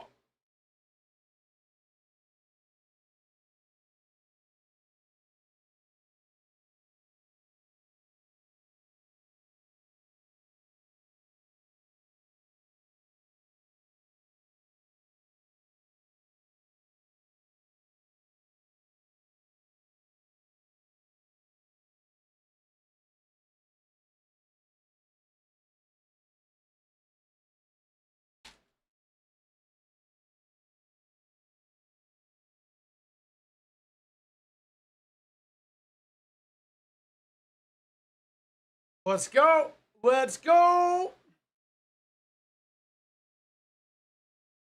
Oh, yeah. Time to stretch a little. Yeah, this shirt is good, dude. I do like this shirt. Oh.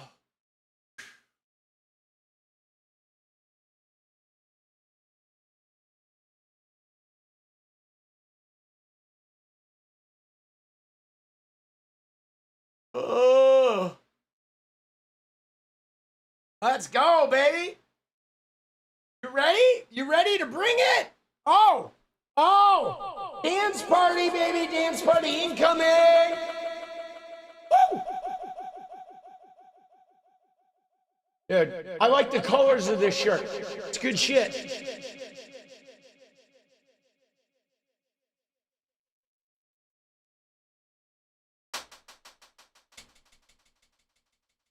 Dude, yeah, I don't know, Jen Cole. I see that shit and I wonder too, dude. I do.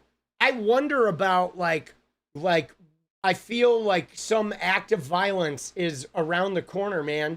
Doesn't it seem like there's just like a powder keg that like people are so activated, dude? Dude, it's like Twitter is constantly fucking, you know what I'm saying? Like Twitter is constantly so aggro and like over the top. There's a lot of fucking tension, dude. A lot of fucking tension, boss. It's just fucking dumb right now, dude. I mean, is it tense in Oklahoma? Dude, what's going on in Oklahoma? I can't even imagine being in a red state, bro. I don't know how you guys do it. If you're in a red state, I have no idea. Mass props to the people that are in red states. I don't think I could live in a red state right now, dude. I don't think I could do it, man. I'm serious, dude. I fucking couldn't do it. All right, we're going to dance, though. Fuck it. Deja vu, baby. Let's get into it. Come on, boss. Come on.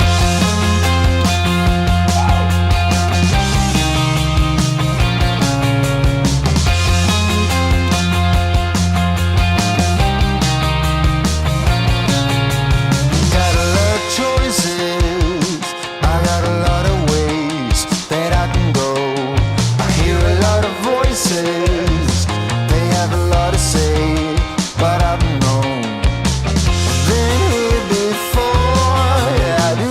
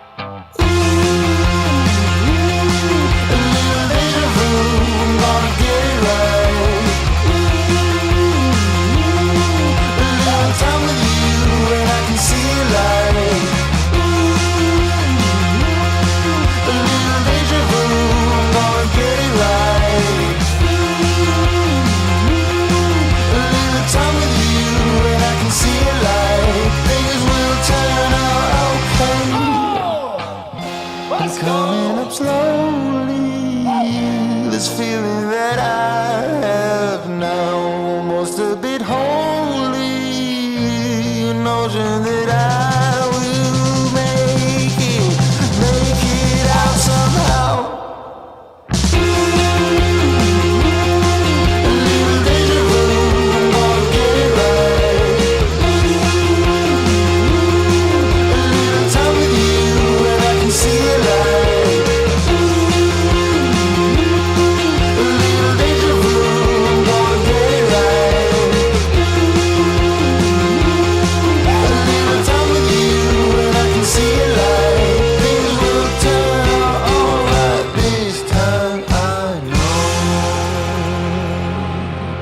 Let's go, baby, let's go! Woo! Freedom. Come on!